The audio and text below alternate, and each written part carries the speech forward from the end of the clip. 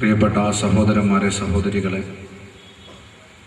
ഈ മഹത്തായ മതപ്രസംഗ പരിപാടിയുടെ മൂന്നാമത്തെ ദിവസമായ ഇന്ന്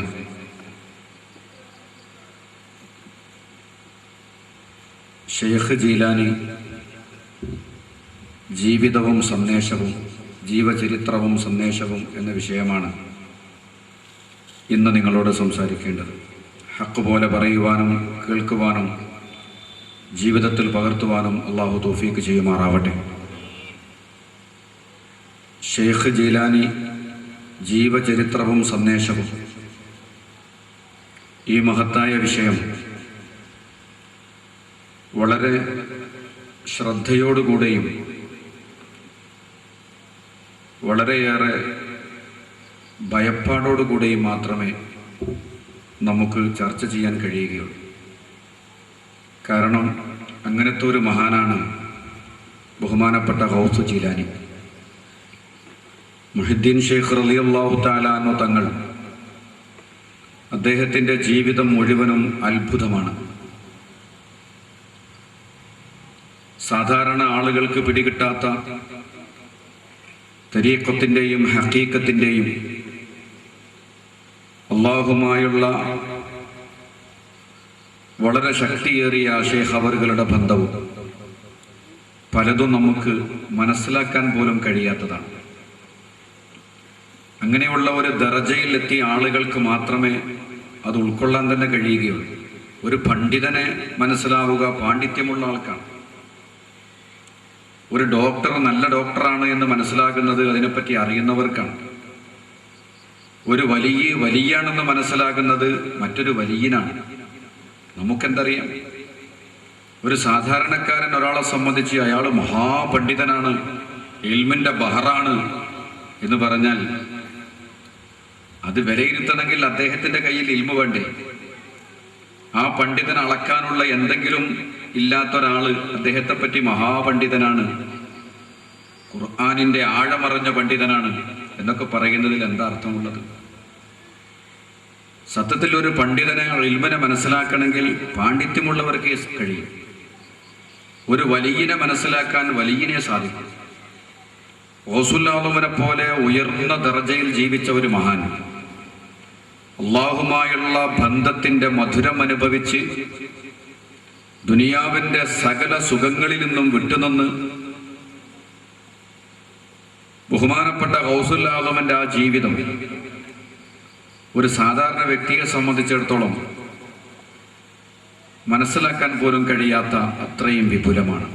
അതുകൊണ്ടാണ് പല ആളുകളും ഗൗസുൽ ആലമിനെ പറ്റിയും അദ്ദേഹത്തിൻ്റെ കറാമത്തുകളും ഒക്കെ കേട്ടപ്പോൾ കുറേ ആളുകൾ വഴിതെറ്റിപ്പോയിട്ടുണ്ട്. പുത്തനാശയക്കാരെ പോലെ അവർക്കെല്ലാം അവിശ്വസിച്ച് തള്ളാനായിരുന്നു താല്പര്യം. ഇങ്ങനെയൊക്കെ ഉണ്ടാവും ഒരു മനുഷ്യൻ, ഇങ്ങനെയൊക്കെ സാധിക്കുമോ, ഇതെല്ലാം കുറെ ഓവറല്ലേ എന്നൊക്കെ തോന്നാനുള്ള കാരണം ആ മഹാനെ മനസ്സിലാക്കാൻ, ഒരു ചെറിയ രൂപത്തിൽ മനസ്സിലാക്കാൻ പോലും വളർന്നിട്ടില്ല. അതാണ് കാരണം. ബഹുമാനപ്പെട്ട ഗൗസുൽ ആലം ഖുതുബുൽ അഖ്താബ് ഷെയ്ഖ് മുഹിയുദ്ദീൻ ഖദ്ദസല്ലാഹു സിറഹുൽ അസീസ് മഹാനവറുകളുടെ ചരിത്രമാണ് ഇന്ന് അല്പം നമുക്ക് പങ്കുവെക്കാനുള്ളത്. നമുക്കൊക്കെ അറിയാവുന്നത് കൊണ്ട് കൂടുതൽ നീട്ടിപ്പരത്തി പറയാൻ ഞാൻ ആഗ്രഹിക്കുന്നില്ല. വളരെ ചുരുക്കിയാണ് വിശദീകരിക്കുന്നത്. ഗൗസുൽ ആലമിനെ സംബന്ധിച്ച് ചോദിക്കുമ്പോൾ അറിയാത്ത ഒരാൾ കേരളത്തിൽ ഏതായാലും ഉണ്ടാവില്ല. പഴയ കാലത്ത് പ്രായമുള്ള ആളുകൾക്കറിയാം. ഇപ്പോൾ 60, 80, 90 വയസ്സുള്ളവരുണ്ടെങ്കിൽ അവർക്കറിയാം. മുമ്പ് ഒരു പെണ്ണ് കാണാൻ വരുന്ന സന്ദർഭത്തിൽ ഇന്ന് നമ്മൾ ചോദിക്കുമല്ലോ, എത്ര വരെ സ്കൂൾ വിദ്യാഭ്യാസമുണ്ട്, എത്ര വരെ മദ്രസയിൽ പോയിട്ടുണ്ട് എന്ന് ചോദിക്കാറില്ല. അന്ന് ചോദിക്കുക, കുട്ടിക്ക് ഇൽമിൻ്റെ കാര്യം ചോദിച്ചാൽ പെൺകുട്ടിയുടെ വീട്ടുകാർ മറുപടി പറയാം, ഖുർആൻ ഓതാനും മുഹിദ്ദീൻ മാല പാടാനും അറിയാം.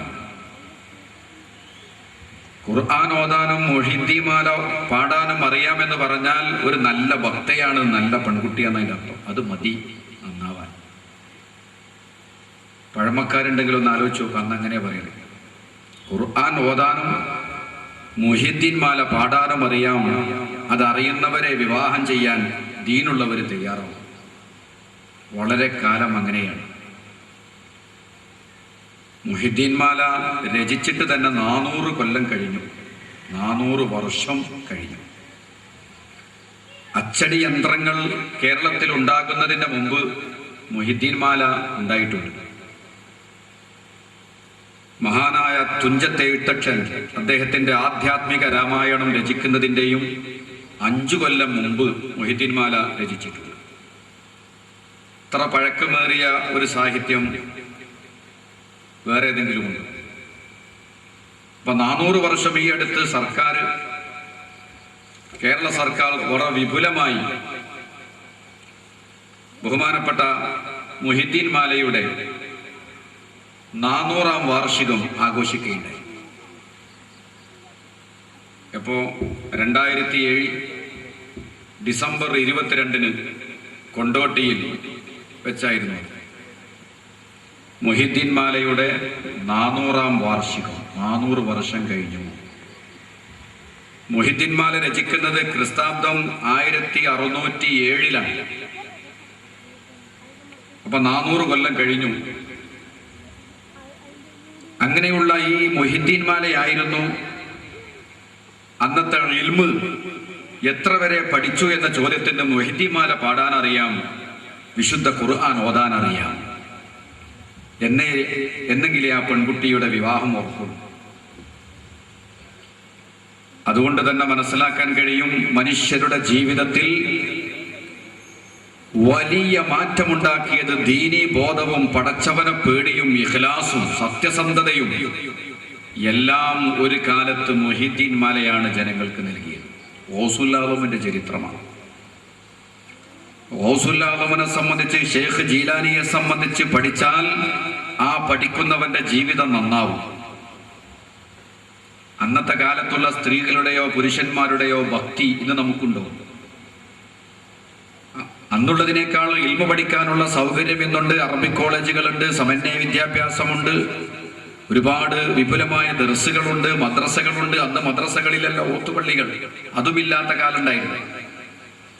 എന്നാലും അന്നുള്ള ആളുകൾ വലിയ ഭക്തന്മാരും വലിയ സത്യസന്ധന്മാരുമായത് മൊഹിദ്ദീൻ ഷെയ്ഖ് തങ്ങളാണ് അതിന് കാരണക്കാരൻ. ആരാണ് ഗൗസുൽ ആലം? അദ്ദേഹത്തിന്റെ ജീവചരിത്രമുള്ള മാല പാടിയപ്പോൾ അവർ ഭക്തന്മാരായി, അവർ അള്ളാഹുവിനെ പേടിക്കുന്നവരായി, അവർ സത്യസന്ധന്മാരായി. ബ്രിട്ടീഷുകാർക്കെതിരെ പടപെട്ടാൻ അന്നുള്ള മുസ്ലിമീങ്ങളെ സജ്ജമാക്കിയത് മുഹിദ്ദീൻ മാലയാണ് എന്ന് ബ്രിട്ടീഷ് ചരിത്രകാരന്മാർ തന്നെ എഴുതി വെച്ചിട്ടുണ്ട്. മുഹിദ്ദീൻ മാല പാടി ദുആ ചെയ്തിട്ടാണ് ബ്രിട്ടീഷുകാർക്കെതിരെ സമരം ചെയ്യാൻ വേണ്ടി അന്ന് മാപ്പിളമാർ വന്നിരുന്നതെന്ന് ബ്രിട്ടീഷുകാർ എഴുതി വെച്ചിട്ടുണ്ട്. ഈ രൂപത്തിൽ ഈ രാജ്യത്തെ സ്നേഹിച്ച് ഈ രാജ്യത്തിന്റെ ശത്രുക്കളോട് പടപെട്ടാനുള്ള ആവേശം അന്നുള്ള മുസ്ലിമീങ്ങൾക്കുണ്ടായത് മുഹിദ്ദീൻ ഷെയ്ഖ് തങ്ങളുടെ ജീവിതമാണ്. ഈ ഒരൊറ്റ സംഭവത്തിൽ നിന്ന് തന്നെ ആരായിരുന്നു ഗൗസുൽ ആലം? ആ മനുഷ്യന്റെ ജീവിതം ഒരുപാട് ആളുകൾക്ക് സത്യത്തിന്റെ വെളിച്ചം കാണിച്ചു കൊടുത്തിട്ടുണ്ട്. ബഹുമാനപ്പെട്ടവർ കാരണമായി ഒരുപാട് ആളുകൾ ഇസ്ലാമിന്റെ സുന്ദരമായ തീരത്തേക്ക് അടുത്തിട്ടുണ്ട്. അതാണ് ചരിത്രം നമ്മെ പഠിപ്പിക്കുന്നത്. ബഹുമാനപ്പെട്ട ഗൗസുൽ ആലം ജനിക്കുന്നത് തന്നെ ഏറ്റവും വിശുദ്ധരായ ദമ്പതികളിൽ നിന്നാണ്. അദ്ദേഹത്തിന്റെ പിതാവിന്റെ പേര് അബൂ സ്വാലിഹ് ഇബ്നു മൂസ ജംഗി ദോസ്ത് എന്ന പേരിലായിരുന്നു അറിയപ്പെട്ടിരുന്നത്. ജംഗി ദോസ്ത് എന്ന് പറഞ്ഞാൽ കാടിന്റെ കൂട്ടുകാരൻ എന്നാണ്. കാടിന്റെ കൂട്ടുകാരൻ എന്നറിയപ്പെടാൻ കാരണം അദ്ദേഹം മിക്ക സമയത്തും വനാന്തര പ്രദേശങ്ങളിലാണ്. ദുനിയാവിന്റെ ശല്യങ്ങളിൽ നിന്നൊക്കെ മാറി ഒഴിഞ്ഞിരുന്ന് അള്ളാഹ്ക്ക് ഇബാദത്ത് ചെയ്യുന്ന ഒരു മഹാനായിരുന്നു അബൂ സ്വാലിഹ് ഇബ്നു മൂസ. അദ്ദേഹം ഒരു ദിവസം ഇബാദത്ത് ചെയ്ത മലയിൽ നിന്ന് ഇറങ്ങി ഒരു പുഴവക്കിലൂടെ നടന്നു നീങ്ങുമ്പോൾ വല്ലാത്ത വിശപ്പുണ്ടായിരുന്നു. വിശപ്പിന്റെ കാഠിന്യം കൊണ്ട് പുഴയിലൂടെ ഒലിച്ചു വരുന്ന ഒരു അത്തിപ്പഴം അദ്ദേഹത്തിന്റെ ശ്രദ്ധയിൽപ്പെട്ടു. ചെറിയൊരു അത്തിപ്പഴം, വളരെ നിസ്സാരമായൊരു പഴമാണ്. ഈ അത്തിപ്പഴം കണ്ടപ്പോൾ കഠിന വിശപ്പുള്ള അദ്ദേഹം ആ അത്തിപ്പഴം പുഴയിലിറങ്ങി എടുത്തു കഴിച്ചു. സാധാരണ ശരീഅത്തിന്റെ നിയമപ്രകാരം അതൊരു നിസ്സാരമായ വസ്തുവാണ്. അങ്ങനെ ഒരു വസ്തു കിട്ടിയാൽ നമുക്ക് കഴിക്കുന്നതിന് കുഴപ്പമൊന്നുമില്ല. പക്ഷെ അബൂ സ്വാലിഹ് ഇബ്നു മൂസ എന്ന് പറയുന്ന മഹാൻ വളരെ ഉയർന്നു ചിന്തിക്കുന്ന ആളാണ്. അദ്ദേഹം ആലോചിച്ചു, ഈ പുഴയിലൂടെ ഒഴുകി വരുന്ന അത്തിപ്പഴം എടുത്ത് കഴിക്കാൻ ഞാനാരാണ്? അതാരുടെ പറമ്പിൽ നിന്ന് വീണതാണ്? അതിൻ്റെ ഉടമസ്ഥനത് ഇഷ്ടമുണ്ടാകുമോ ഇല്ലയോ? ഹലാലല്ലാത്ത ഒരു ഭക്ഷണം പോലും വയറ്റിലെത്തിക്കാത്ത മഹാന്മാർ, പരിപൂർണമായി അള്ളാഹുവിനെ ഭയപ്പെട്ട് ജീവിക്കുന്ന മഹാന്മാർ, ബഹുമാനപ്പെട്ട അബൂ സ്വാലിഹ് ഇബ്നു മൂസ റളിയല്ലാഹു തആല അൻഹുവിനെ പോലത്തെ മഹാന്മാർക്ക് പുഴയിൽ നിന്ന് കിട്ടിയ നിസാരമായ ഒരു വസ്തുവാണെങ്കിലും അത് കഴിച്ചു പോയതിൽ വല്ലാത്ത ഖേദം തോന്നി. പട്ടിണി കിടക്കാമായിരുന്നു, അത് കഴിക്കേണ്ടില്ലായിരുന്നു. കാരണം ആരുടെ പറമ്പിൽ നിന്നാണ് ആ പഴം വീണതെന്നോ അയാൾക്ക് പൊരുത്തമുണ്ടെന്നോ ഒന്നും അറിയില്ലല്ലോ. ഇതുവരെ സ്വന്തം കൈകൊണ്ട് തൊഴിൽ ചെയ്ത് കിട്ടുന്നതാണ് കഴിക്കാറുള്ളത്. മലയിൽ ഇബാദത്ത് ചെയ്യും, അവിടെ നിന്ന് വിറക് വെട്ടി അങ്ങാടിയിൽ കൊണ്ടുപോയി വിൽക്കും. അതിനെന്തേലും കാശ് കിട്ടിയാൽ റൊട്ടി വാങ്ങും, വീണ്ടും മലയിലേക്ക് പോകും, ഇബാദത്ത് ചെയ്യും. അത് തീരുമ്പോൾ വീണ്ടും വിറക് വെട്ടും, ടൗണിൽ കൊണ്ടുപോയി വിൽക്കും. ഇങ്ങനെ ജംഗി ദോസ്ത്, കാടിന്റെ കൂട്ടുകാരനായി ജീവിച്ച മഹാൻ. അദ്ദേഹത്തിന് ഇതൊരു സങ്കടം.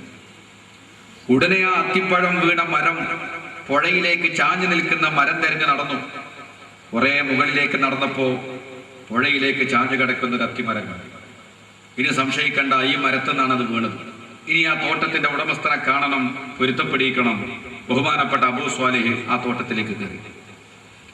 തോട്ടത്തിലേക്ക് കയറി ചെല്ലുമ്പോൾ ഒരു മധ്യവയസ്കൻ, സുന്ദരനായ ഒരു മധ്യവയസ്കൻ, അബ്ദുള്ള സോമാഴി എന്നാണ് അദ്ദേഹത്തിന്റെ പേര്. അദ്ദേഹം ആ തോട്ടത്തിൽ ജോലി ചെയ്തുകൊണ്ടിരുന്നു. അദ്ദേഹത്തിന്റെ അടുക്കൽ ചെന്ന് അസ്സലാമു അലൈക്കും എന്ന് സലാം പറഞ്ഞു. അദ്ദേഹം സലാം അടക്കി തോട്ടത്തിലേക്ക് കയറി വന്ന അബൂ സ്വാലിഹിന്റെ മുഖത്തേക്ക് നോക്കി.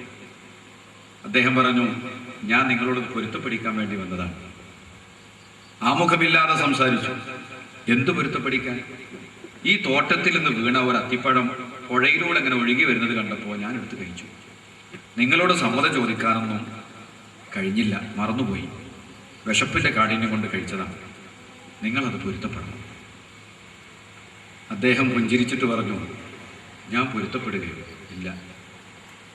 അത് ഞാൻ പൊരുത്തപ്പെടണമെങ്കിൽ ഒരു 3 വർഷം ഈ തോട്ടത്തിൽ പണിയെടുക്കണം. ഒരു ദിവസത്തെ പണിയല്ല, 3 കൊല്ലം.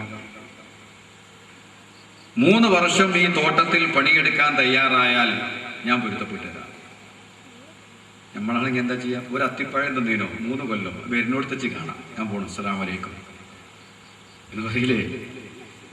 ബഹുമാനപ്പെട്ട ഗൗസുൽ പിതാവ് അബൂ സ്വാലിഹ് ഇബ്നു മൂസ റളിയല്ലാഹു തആല അൻഹു പറഞ്ഞു, 3 വർഷം ജോലി ചെയ്താൽ നിങ്ങൾ പൊരുത്തപ്പെടും. പക്ഷേ ഈ 3 വർഷവും ഞാൻ പറയുന്നവർക്ക് അനുസരിക്കുമ്പോൾ ആയിക്കോട്ടെ, ജോലി ചെയ്യാൻ തുടങ്ങി.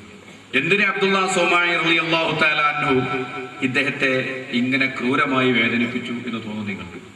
മഹാന്മാർ തമ്മിൽ അങ്ങനെ ചില സംഭാഷണങ്ങൾ ഉണ്ടാവും. ഈ തോട്ടത്തിന്റെ ഉടമസ്ഥനും ഒരു വലിയ മഹാനാണ്, വലിയ മഹാനാണ് അദ്ദേഹം. അതുകൊണ്ടാണ് ഒരു അത്തിപ്പഴം പൊരുത്തപ്പെടണം എന്ന് പറഞ്ഞു വന്നപ്പോ ഇയാൾ ചില്ലറക്കാരനല്ല എന്ന് അദ്ദേഹത്തിന് മനസ്സിലായി.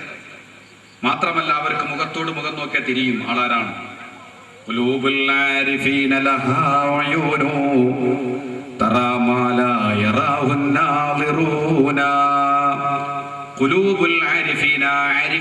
ഹൃദയം, അല്ലാഹുവിന്റെ ഔലിയാക്കന്മാരുടെ ഹൃദയത്തിന് ചില കണ്ണുകളുണ്ട്, ഹൃദയത്തിന്റെ കണ്ണുകൾ.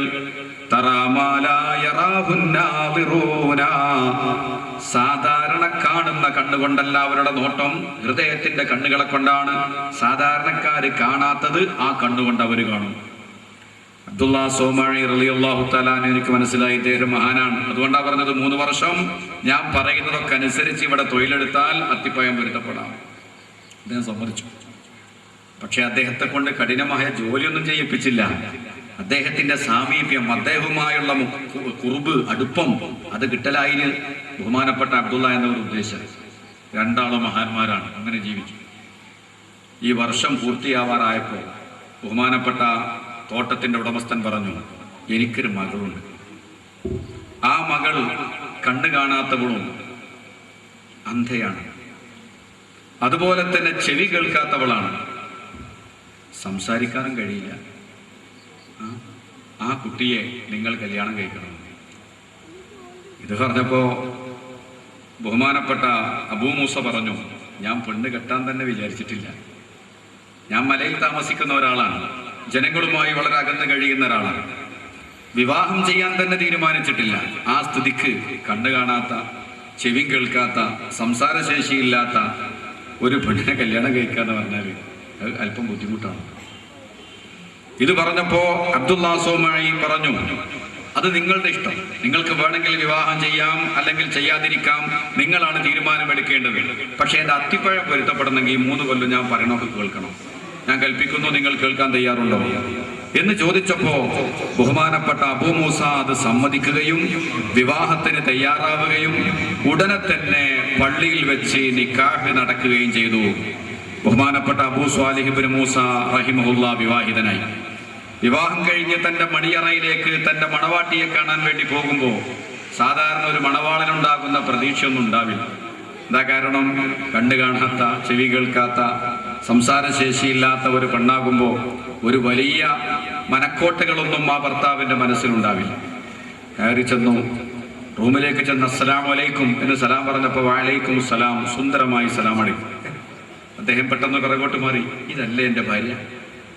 കാരണം അവൾക്ക് സംസാരിക്കാൻ കഴിയില്ലെന്നാണല്ലോ പറഞ്ഞത്. പിറകോട്ട് മാറുന്ന സന്ദർഭത്തിൽ ഭാര്യ വിളിച്ചു, വരൂ, ഞാൻ തന്നെയാണ് അങ്ങയുടെ ഭാര്യ. അപ്പൊ നിന്റെ ഉപ്പ പറഞ്ഞതോ നിനക്ക് സംസാരിക്കാനാവില്ല? മകൾ ചിരിച്ചു. അതെന്റെ ഉപ്പാന്റെ ഒരു ശൈലിയാണ്. എൻ്റെ ഉപ്പ മഹാന്മാരിൽപ്പെട്ട ആളാണ്. അവരുടെയൊക്കെ വാക്കുകൾക്ക് മറ്റർത്ഥങ്ങളുണ്ടാവും. എനിക്ക് സംസാരിക്കാൻ കഴിയില്ലെന്ന് പറഞ്ഞാൽ ഹറാമ് സംസാരിക്കാൻ കഴിയില്ല. സാധാരണ ഒരു സ്ത്രീയെ പോലെ ഗീബത്തും ഫിത്നയും ഫസാദൊന്നും പറഞ്ഞ് ശീലമില്ല, അതറിയില്ല. അങ്ങനത്തെ ഒരു അവസ്ഥയിലാണ് ഞങ്ങൾ വളർന്നത്. ചെവി കേൾക്കുകയില്ല എന്ന് പറഞ്ഞാൽ ഹറാമായ ഒന്നും കേൾക്കാറില്ല. മ്യൂസിക്കോ, വൃത്തികെട്ട പാട്ടുകളോ, പരദൂഷണമോ, അത്തരം കാര്യങ്ങൾ കേൾക്കുന്ന ചെവിയില്ല. ആ വിഷയത്തിൽ ഞാൻ ചെവി കേൾക്കാത്തവളാണ്. ഹറാമ് കേൾക്കാനുള്ള കരുത്തില്ലാത്തവൾ എന്നതിൻ്റെ അർത്ഥം. കണ്ണ് കാണാത്തവൾ എന്ന് പറഞ്ഞാൽ യഥാർത്ഥത്തിൽ കണ്ണ് കാണാത്തവൾ എന്നല്ല, ഹറാമിലേക്ക് നോക്കുന്ന കണ്ണില്ല. ആ നിലക്കാണ് ഉപ്പ ഞങ്ങളെ വളർത്തിയത്. അത്ര വിശുദ്ധയാണ്. ഒരു ഹറാമിലേക്ക് നോക്കാത്ത, ഹറാമ് കേൾക്കാത്ത, ഹറാമുകൾ സംസാരിക്കാത്ത, പരിപൂർണമായും വിശുദ്ധമായ അവസ്ഥയിൽ ജീവിച്ച പെൺകുട്ടി ഉമ്മുൽ ഖൈർ അമത്തുൽ ജബ്ബാർ ഫാത്തിമ എന്നാണ് ആ മഹദിയുടെ പേര്. ഉമ്മുൽ ഖൈർ അമത്തുൽ ജബ്ബാർ ഫാത്തിമ. അങ്ങനെ ഈ മഹാനായ അബൂ മൂസ റളിയല്ലാഹു തആല അൻഹുവിനും അമത്തുൽ ജബ്ബാർ ഉമ്മുൽ ഖൈർ അമത്തുൽ ജബ്ബാർ ബീവി ഫാത്തിമ എന്ന് പറയുന്ന മഹദിക്കും കുഞ്ഞു ജനിച്ചു. ക്രിസ്താബ്ദം 1077, ഹിജറ 470. ഹിജറ 470 ആ ജനനമുണ്ടായത്. ആ കുട്ടിക്ക് വിശുദ്ധമായ റമളാൻ മാസത്തിലെ ആദ്യത്തെ രാത്രി, നമ്മൾ ഫസ്റ്റ് തറാവീഹ് നിസ്കരിക്കുന്ന രാവ്, റമളാനിന്റെ 1-ാമത്തെ രാവ്, ആ 1-ാമത്തെ രാവിനാണ് ഇറാനിലെ ജീലാൻ എന്ന് പറയുന്ന സ്ഥലത്ത് ജനിച്ചു. ഇവിടെ ആലോചിക്കേണ്ടത്, 2 വിശുദ്ധരായ മനുഷ്യർ. മാതാപിതാക്കളുടെ വിശുദ്ധി ശരിക്കും മക്കളിൽ കാണും. നല്ല ദമ്പതികൾക്ക് നല്ല മക്കളുണ്ടാകും. പിതാവിനിലേക്ക് നോക്കിക്കഴിഞ്ഞാൽ ഹറാമൊന്നും ഭക്ഷിക്കാത്ത ഒരു അത്തിപ്പഴം തിന്നുപോയതിന്റെ പേരിൽ ഇത്രയേറെ പാശ്ചാത്തപിച്ച മഹാൻ. ഉമ്മയെ സംബന്ധിച്ച് പറഞ്ഞാൽ ഒരു ഹറാമുകളും അറിയാത്ത, ഒരു വേണ്ടാത്തരങ്ങളും ഇല്ലാത്ത വിശുദ്ധയായ ഉമ്മ. അതിൽ ജനിക്കുന്ന മകൻ, ആ മകൻ അവര് അബ്ദുൽ ഖാദർ എന്ന് പേരിട്ടു. ജീലാൻ, അതുപോലെ തന്നെ കീലാൻ, ജീൽ എന്നൊക്കെയുള്ള പേരിൽ ആ പ്രദേശം അറിയപ്പെടുന്നു. ജീലാനി എന്ന് പറഞ്ഞാലും കൈലാനി എന്ന് പറഞ്ഞാലും ഒക്കെ സ്ഥലം ഒന്ന് തന്നെയാണ്. ഇറാനിലാണ് ആ സ്ഥലം. അവിടെയാണ് ബഹുമാനപ്പെട്ട അബ്ദുൽ ഖാദർ ജീലാനി ഖദ്ദസല്ലാഹു സിറഹുൽ അസീസ് മഹാനവറുകൾ ജനിക്കുന്നത്. ആരായിരുന്നു പിതാവ്? ആരായിരുന്നു മാതാവ്?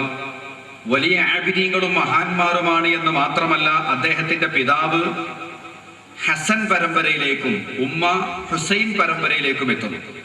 ഫാത്തിമ ബീവിയുടെ 2 മക്കളാണ് ഹസൻ, ഹുസൈൻ.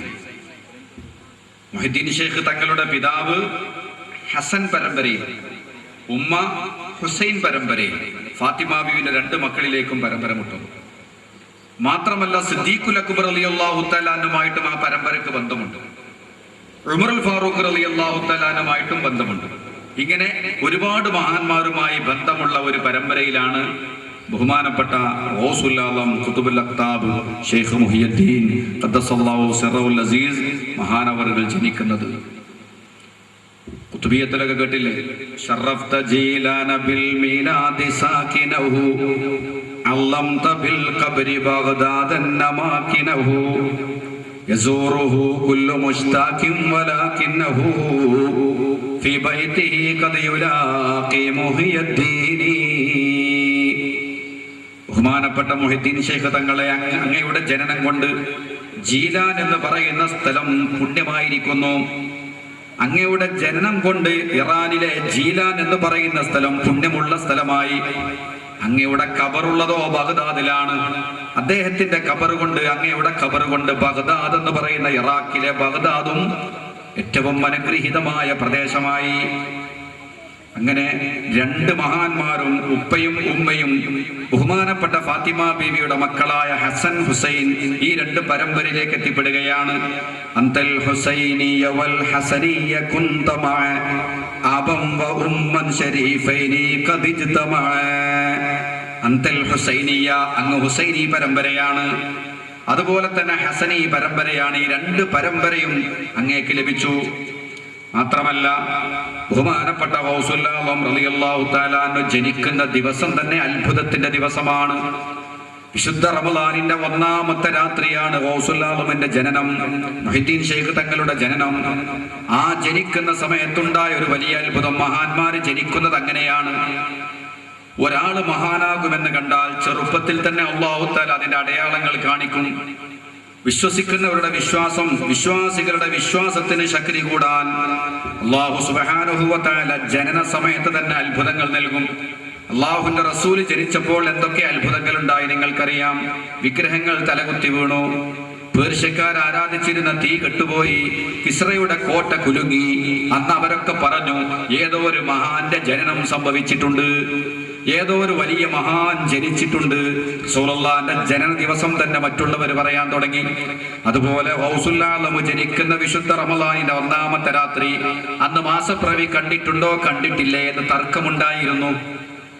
ബഹുമാനപ്പെട്ട ഗൗസുൽ ആലം ജനിച്ചപ്പോൾ വളരെ വ്യക്തമായി പഠിപ്പിച്ചു, മാസപ്പിറവി ഉണ്ടായിട്ടുണ്ട്. അത് വിശുദ്ധ റമളാന്റെ രാത്രി തന്നെയാണ്. എന്തായിരുന്നതിന് കാരണം? ബഹുമാനപ്പെട്ട ഗൗസുൽ ആലം പകൽ സമയത്ത് മുല കുടിക്കാറില്ല. മുല കുടിക്കുന്ന ചെറിയ കുഞ്ഞാണ്, ചെറിയ പൈതലാണ്. അന്ന് പ്രസവിച്ചിട്ടേ ഉള്ളൂ. അന്ന് രാത്രിയാണ് പ്രസവിച്ചത്. പിറ്റേന്ന് പകല് സുബഹി ബാങ്ക് കൊടുത്തു. ഉമ്മ മുല കൊടുത്തിട്ട് കുട്ടി മുല കുടിച്ചില്ല. പേടിച്ചുപോയി, എന്താണ് ഈ കുഞ്ഞ് മുല കുടിക്കാത്തത്? മഗ്രിബ് വരെ കൊടുത്തു, കുടിച്ചില്ല. മഗ്രിബിന്റെ ശേഷം മുല കൊടുത്തപ്പോ കുട്ടി മുല കുടിക്കാൻ തുടങ്ങി. പിറ്റേന്നും പരിശോധിച്ചു നോക്കുമ്പോൾ അങ്ങനെ തന്നെ സംഭവിച്ചു. പിറ്റേ ദിവസവും സുബഹിന്റെ ബാങ്ക് കൊടുത്താൽ പിന്നെ മുല തൊടുന്നില്ല, മുല കുടിക്കുന്നില്ല. മഗ്രിബായതിന്റെ ശേഷം മുല കുടിക്കുന്നു. അപ്പോൾ അവർക്ക് മനസ്സിലായി ഇതൊരു അത്ഭുതം തന്നെയാണ്. ഈ ശിശു, ഈ കുഞ്ഞ് വലിയ ദറജയിലെത്തേണ്ട മുത്താണെന്ന് മാതാപിതാക്കൾക്ക് ആ സമയത്ത് തന്നെ തിരിച്ചറിവുണ്ടാകുന്നു. കുടുംബക്കാരും മറ്റുള്ളവരും ആ കാര്യം ശരിക്ക് മനസ്സിലാക്കി കുട്ടിനെ ശരിക്ക് ശ്രദ്ധിക്കാൻ തുടങ്ങി. ഇതൊരു സാധാരണ കുഞ്ഞല്ല, ഇതൊരു സാധാരണ ജനനമല്ല. മുതലായ റമളാനിൽ 30 നാളിലും മുല കുടിക്കും കാലം മുലനെത്തോടാതോവർ. മുഹിദ്ദീൻ മാല വളരെ ഭംഗിയായി ചെറിയ വരികളിൽ ധാരാളം ആശയങ്ങൾ ഉൾക്കൊള്ളിക്കുന്ന ഒരു കവിതയാണ് മുഹിദ്ദീൻ മാല. വളരെ പ്രസിദ്ധമായ കവിതയാണത്. ചെറിയ വരികളിൽ ഒരുപാട് ആശയങ്ങൾ വളരെ ആറ്റിക്കുറുക്കി പറയുന്നു. അതുകൊണ്ടാണ് സർക്കാർ തലത്തിൽ പോലും മുഹിദ്ദീൻ മാലയുടെ 400-ാം വാർഷികം ആഘോഷിക്കാനുണ്ടായ കാരണം അത്ഭുതമാണത്. ഔലിയാക്കന്മാരുടെ രചനയാണത്. നോക്കൂ നിങ്ങൾ ഈ സംഭവം, ഈ വലിയ കറാമത്ത് വളരെ ഭംഗിയായി മാല പറയുന്നത് അങ്ങനെയാണ്. മുതലായ റമളാനിൽ 30 നാളിലും മുല കുടിക്കും കാലം മുലനെത്തോടാതോവർ. അതോടുകൂടെ തന്നെ ജനനം തന്നെ അത്ഭുതകരമായിരുന്നു. ജനനം തന്നെ അത്ഭുതമായിരുന്നു. ഇതും ലം യൽഖമിൽ യൗമൽ ഗുലാം സദിയല്ല അഹ്ലൽ മുറാദ്. ചിന്തിക്കുന്ന ആളുകൾക്ക് വലിയ ലക്ഷ്യമായി, ദൃഷ്ടാന്തമായി ഒരു അസാധാരണ ജനനമാണെന്ന് തെളിയിക്കുമാറ് ബഹുമാനപ്പെട്ട ഗൗസുൽ ആലം എന്ന് പറയുന്ന കൊച്ചുകുട്ടി അബ്ദുൽ ഖാദർ എന്നാണ് മാതാപിതാക്കൾ പേരിട്ടത്. അബ്ദുൽ ഖാദർ എന്നാണ് പേര്. അബ്ദുൽ ഖാദർ എന്ന് പറയുന്ന കുട്ടി അന്ന് മുല കുടിച്ചില്ല. അങ്ങനെ ജീവിച്ചു. വളരെ ചെറുപ്പത്തിൽ തന്നെ അത്ഭുതങ്ങൾ കാണിച്ച കുട്ടി.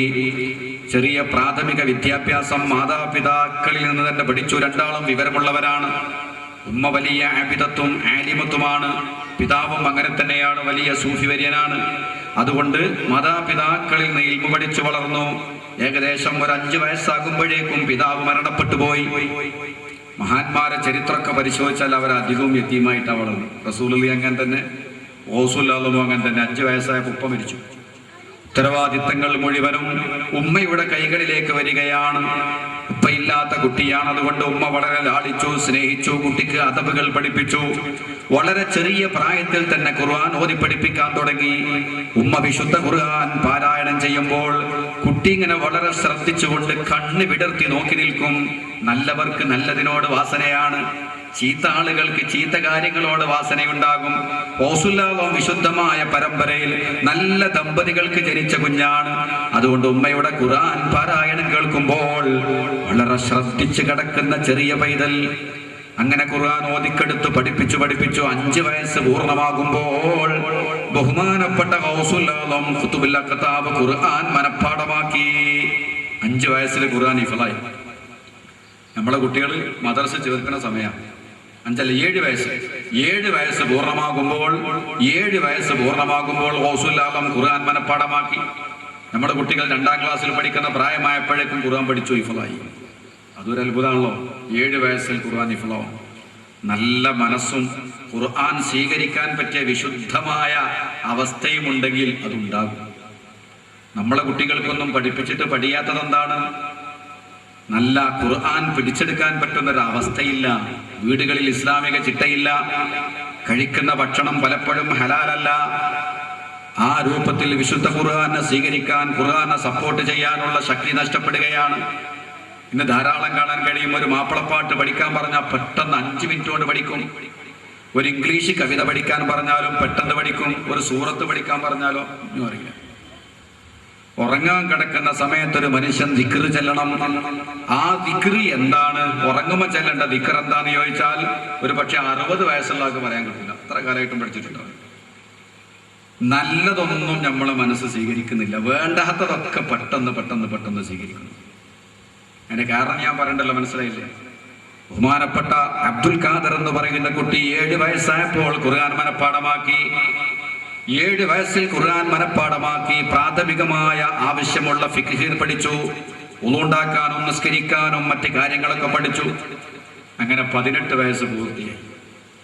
അതുവരെ ഉമ്മാന്റെ കൂടെ തന്നെയാണ്. 18 വയസ്സ് പൂർത്തിയാക്കുമ്പോഴും വീണ്ടും ഒരു അത്ഭുത സംഭവം ഉണ്ടായി. ഒരു അറഫാ ദിവസമാണെന്ന്. ഒരു അറഫാ ദിവസം പുണ്യ ദിവസമാണ്. ആ ദിവസം ഒരു അറഫാ ദിവസം ബഹുമാനപ്പെട്ട ഖുതുബുൽ അഖ്താബ് ശൈഖ് മുഹിയുദ്ദീൻ ഖദ്ദസല്ലാഹു സിർറഹുൽ അസീസ് റളിയല്ലാഹു തആല അൻഹു കൃഷിയിടത്തിലേക്ക് കൊണ്ടുപോകുന്ന കാളകളുടെ പിറകെ ഇങ്ങനെ നടന്നു വരികയാണ്. കാളകളെ തെളിച്ചും കാളകളുടെ പിറകിലോടി പശുവിന്റെ കൂടെ ഇങ്ങനെ നടന്നു വരുന്ന സമയത്ത് പെട്ടെന്നൊരു പശു തിരിഞ്ഞു. ഓസുല്ലാഹു മലക്കുള്ള ഇങ്ങനെ നോക്കി. എന്നിട്ട് ആ പശു ചോദിച്ചു, അലിഹാദാ ഖുലിഖത അം ബിഹാദാ ഉമിർത? പിടിച്ചുപോയി. ആരാ സംസാരിക്കുന്നത്? പശുവാണ് സംസാരിക്കുന്നത്. മുഹീദ് അബ്ദുൽ ഖാദറെ, അലിഹാദാ ഖുലിഖത, ഇതിന് വേണ്ടിയാണോ നിന്നെ പടക്കപ്പെട്ടത്? നിന്റെ ജീവിതത്തിന് ലക്ഷ്യങ്ങളൊന്നുമില്ലേ? ഇതിന് വേണ്ടിയാണോ നിന്നെ പടക്കപ്പെട്ടത്? അം ബിഹാദാ ഉമിർത, ഇങ്ങനെ ഓടിച്ചാടി കളിക്കാനാണോ നിന്നോട് കൽപ്പിക്കപ്പെട്ടത്? നിനക്ക് ദൗത്യങ്ങൾ ഒരുപാട് നിർവഹിക്കാനില്ലേ? ഈ പശു സംസാരിച്ചു. ഇതൊരു വലിയ സംഭവമാണ്. മഹാന്മാർക്ക് ഈമാൻ വർദ്ധിക്കാൻ അള്ളാഹു ചില അത്ഭുതങ്ങളൊക്കെ കാണിച്ചു കൊടുക്കും. മുഹിദ്ദീൻ ശൈഖ് തങ്ങൾ ഒരു വലിയ മഹാനാവേണ്ട ആളാണ്. അതുകൊണ്ട് പശു സംസാരിച്ചുകൊണ്ടൊരു വലിയ അത്ഭുതം കാണിച്ചു കൊടുത്തുകൊണ്ട് ഗൗസുല്ലാഹുവിന്റെ മനസ്സ് മാറ്റുകയാണ്. ഏതുപോലെ സൂറത്തുൽ കഹ്ഫിൽ നിങ്ങൾക്കറിയാം, അൽ കഹ്ഫിന്റെ ഔലിയാക്കന്മാര് ഗുഹയിലേക്ക് പോകുന്ന സന്ദർഭത്തിൽ അവരെ കൂടെ ഒരു കെൽബ്, ഒരു പട്ടി അവരെ കൂടെ യാത്ര ചെയ്തു. അവര് കരുതി പട്ടിയെയും കൊണ്ടുപോകണ്ട, കല്ലെടുത്തെറിഞ്ഞിട്ടും പട്ടി മാറുന്നില്ല. ഔലിയാക്കന്മാരുടെ കൂടെ പട്ടിയും യാത്ര ചെയ്യുകയാണ്. സമയത്ത് വീണ്ടും അവര് പട്ടിയെ ആട്ടി ഓടിക്കാൻ വേണ്ടി ശ്രമിക്കുമ്പോ അൽ കഹ്ഫിന്റെ നായ അവരോട് സംസാരിച്ചു. വിശുദ്ധ ഖുർആന്റെ കഥയാണ്. തഫ്സീറുകളൊക്കെ പരിശോധിച്ചാൽ കാണാം നായ സംസാരിച്ചത് ഇന്നി ഉഹിബ്ബു അഹ്ബാബല്ലാഹ്, അള്ളാഹുവിന്റെ ഔലിയാക്കന്മാരെ ഞാൻ ഇഷ്ടപ്പെടുന്നു, അതുകൊണ്ട് നിങ്ങളെ കൂടെ ഞാനുമുണ്ട്, കല്ലെടുത്തെറിഞ്ഞാലും ഞാൻ നിങ്ങളെ കൂടെ വരും. നായ സംസാരിച്ചപ്പോ ഔലിയാക്കന്മാരെ ഈമാൻ കൂടി. ഇന്നി ഉഹിബ്ബു അഹ്ബാബല്ലാഹ്, അള്ളാഹു എനിക്ക് പ്രിയപ്പെട്ട ആളുകളെ എനിക്കും പ്രിയമാണ്, അള്ളാഹു സ്നേഹിക്കുന്ന ആളുകളെ ഞാനും സ്നേഹിക്കും, നിങ്ങളെ കൂടെ ഞാനും ഉണ്ടെന്ന് പറഞ്ഞു. അതുകൊണ്ട് ഖുർആൻ നോക്കൂ നിങ്ങൾ, സൂറത്തുൽ കഹ്ഫിൽ പറഞ്ഞ ഔലിയാക്കന്മാരെ പറയുമ്പോൾ നായിനെ അവരെ കൂട്ടത്തിൽ എണ്ണിയിട്ടുണ്ട്. സലാസത്തുൻ റാബിയുഹും കൽബുഹും, അവര് മൂന്നാളുകളാണ്. റാബിയുഹും നാലാമൻ, കൽബുഹും അവരെ നായാണ്. ഖംസത്തുൻ അഞ്ചാളുകളാണ്. സാദിസുഹും കൽബുഹും ആറാമത്താള് നായയാണ്.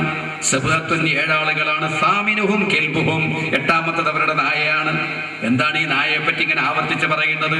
ഇന്നി ഉഹിബ്ബു അഹ്ബാബല്ലാഹ്, അല്ലാഹു സ്നേഹിക്കുന്ന ആളുകളെ ഞാനും സ്നേഹിക്കുന്നു എന്ന് ആ നായ സംസാരിച്ചു.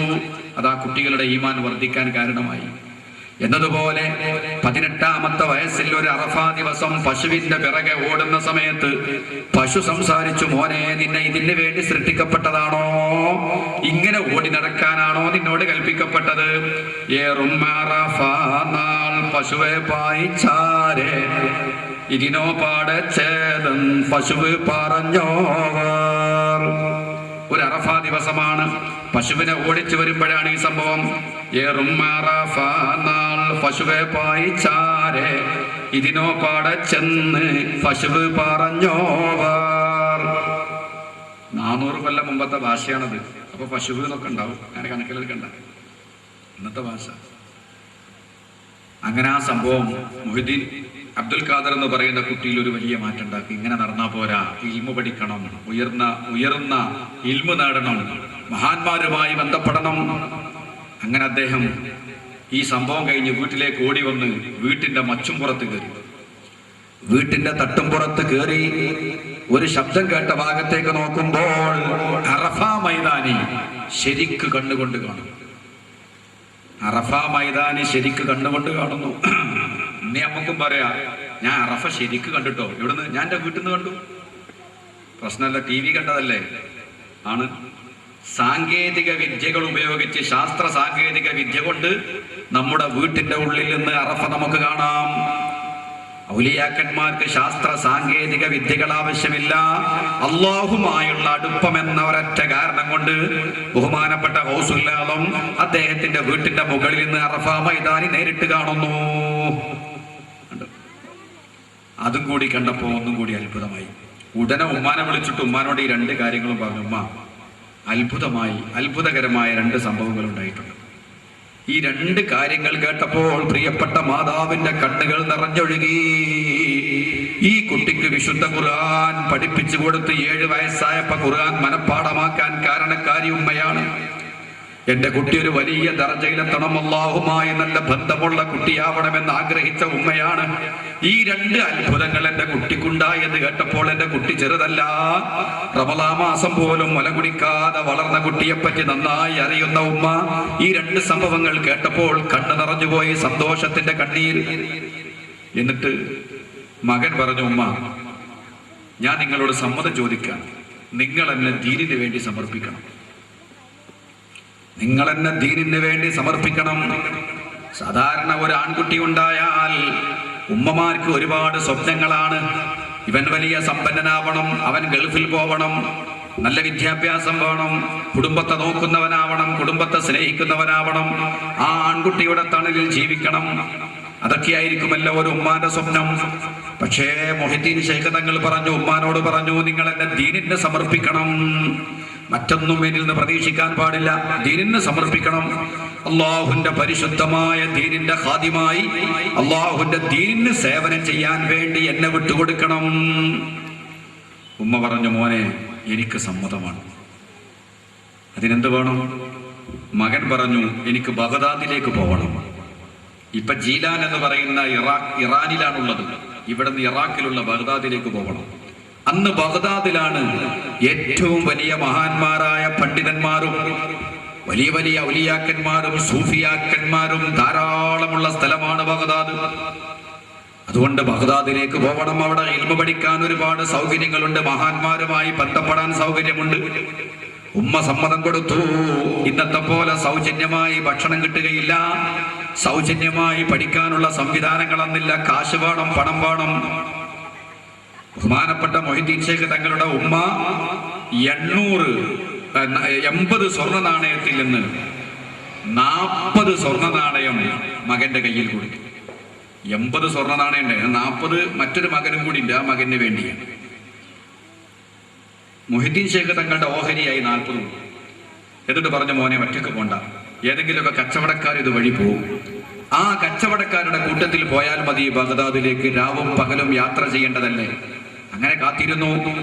കച്ചവട സംഘം വരുന്ന സമയമായപ്പോൾ ബഹുമാനപ്പെട്ട അബ്ദുൽ ഖാദർ എന്ന് പറയുന്ന 18കാരന്റെ മാതാവ് ആ 40 സ്വർണ്ണ നാണയം കുപ്പായത്തിന്റെ കക്ഷത്തിൽ ഇങ്ങനെ ആരും കാണാത്ത വിധം ഉള്ളിൽ തുന്നിപ്പിടിപ്പിച്ചു കൊടുത്തു. ഇവിടെ ആരും കാണുമല്ലോ കുപ്പായിട്ടാല്, ഇവിടെ ഉള്ളിൽ ഇങ്ങനെ ചെറിയ മടക്കിയിട്ട് ഉള്ളിൽ ഇങ്ങനെ 40 സ്വർണ്ണം ഇങ്ങനെ തുന്നിക്കൊടുത്തു. ആരും കാണൂല മോനെ. അങ്ങനെ ഇൽമ പറയാൻ വേണ്ടി, ഇൽമ പഠിക്കാൻ വേണ്ടി കുട്ടി വീട്ടിൽ നിന്ന് ഇറങ്ങാണ്. ഉമ്മയുടെ അനുഗ്രഹമാണ് ഏറ്റവും വലുത്. പാപ്പ നേരത്തെ മരണപ്പെട്ടു പോയി, ഇനി ഉമ്മയാണ്. ആ ഉമ്മയുടെ കൈ പിടിച്ച് ചുംബിച്ച് പ്രായമായ മാതാവിന്റെ കൈയെടുത്ത് തലയിൽ വെച്ച് ഉമ്മാനോട് യാത്ര പറയുമ്പോ ഉമ്മ പറഞ്ഞു, മോനെ എനിക്ക് നിന്നോടൊരു വസിയത്തുണ്ട്. എന്താ? ഇൽമ പഠിക്കാൻ പോവുകയാണ്. ഇൽമ പഠിക്കാനുള്ള നാവ് കൊണ്ട് ഒരിക്കലും കളവ് പറയരുത്. ഈ ഉമ്മാന്റെ വസിയത്ത് നീ തെറ്റിക്കുമോ? ഇല്ല, ഒരിക്കലുമില്ല. എന്റെ ഉമ്മാന്റെ വസിയത്ത് ഒരിക്കലും ഞാൻ തെറ്റിക്കില്ല, എനിക്കത് മതി. ഒരു ഘട്ടത്തിലും മോനെ കളവ് പറയരുത്. ഇതായിരുന്നു ഉമ്മാന്റെ ഉപദേശം. എന്തൊരു നല്ല മാതാവ്. ഒരിക്കലും കളവ് പറയാൻ പാടില്ല. ഇൽമ പഠിക്കാനുള്ള നാവാണ്. ഇൽമെന്ന് പറയുന്നത് അള്ളാന്റെ പ്രകാശമാണ്, അള്ളാഹുവിന്റെ നൂറാണ്, അള്ളാന്റെ പ്രകാശമാണ് ഇൽമ്. വനൂറുല്ലാഹി ലാ യുഅ്താ ലിഅസ്വീഹി. അള്ളാഹുവിന്റെ നൂറ് ദോഷികൾക്ക് അള്ളാഹു കൊടുക്കൂല. ഇൽമ് അള്ളാന്റെ പ്രകാശത്തിന്റെ ഭാഗമാണ്. നല്ല മനസ്സിലെ ഇൽമ് നിക്ഷേപിക്കുകയുള്ളൂ, അത് ദോഷികൾക്ക് കൊടുക്കുന്ന പ്രശ്നമില്ല.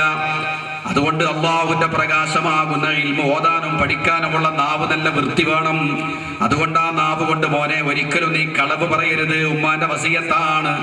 മരിക്കുന്ന സമയത്ത് അല്ലാഹ് ലാ ഇലാഹ ഇല്ലല്ലാഹ് എന്ന് പറയേണ്ട നാവാണ്. ആ നാവ് കൊണ്ട് കളവ് പറഞ്ഞു പോവരുത്. സുബ്ഹാനല്ലാഹ് അൽഹംദുലില്ലാഹ് എന്ന് പറയേണ്ട നാവാണ്.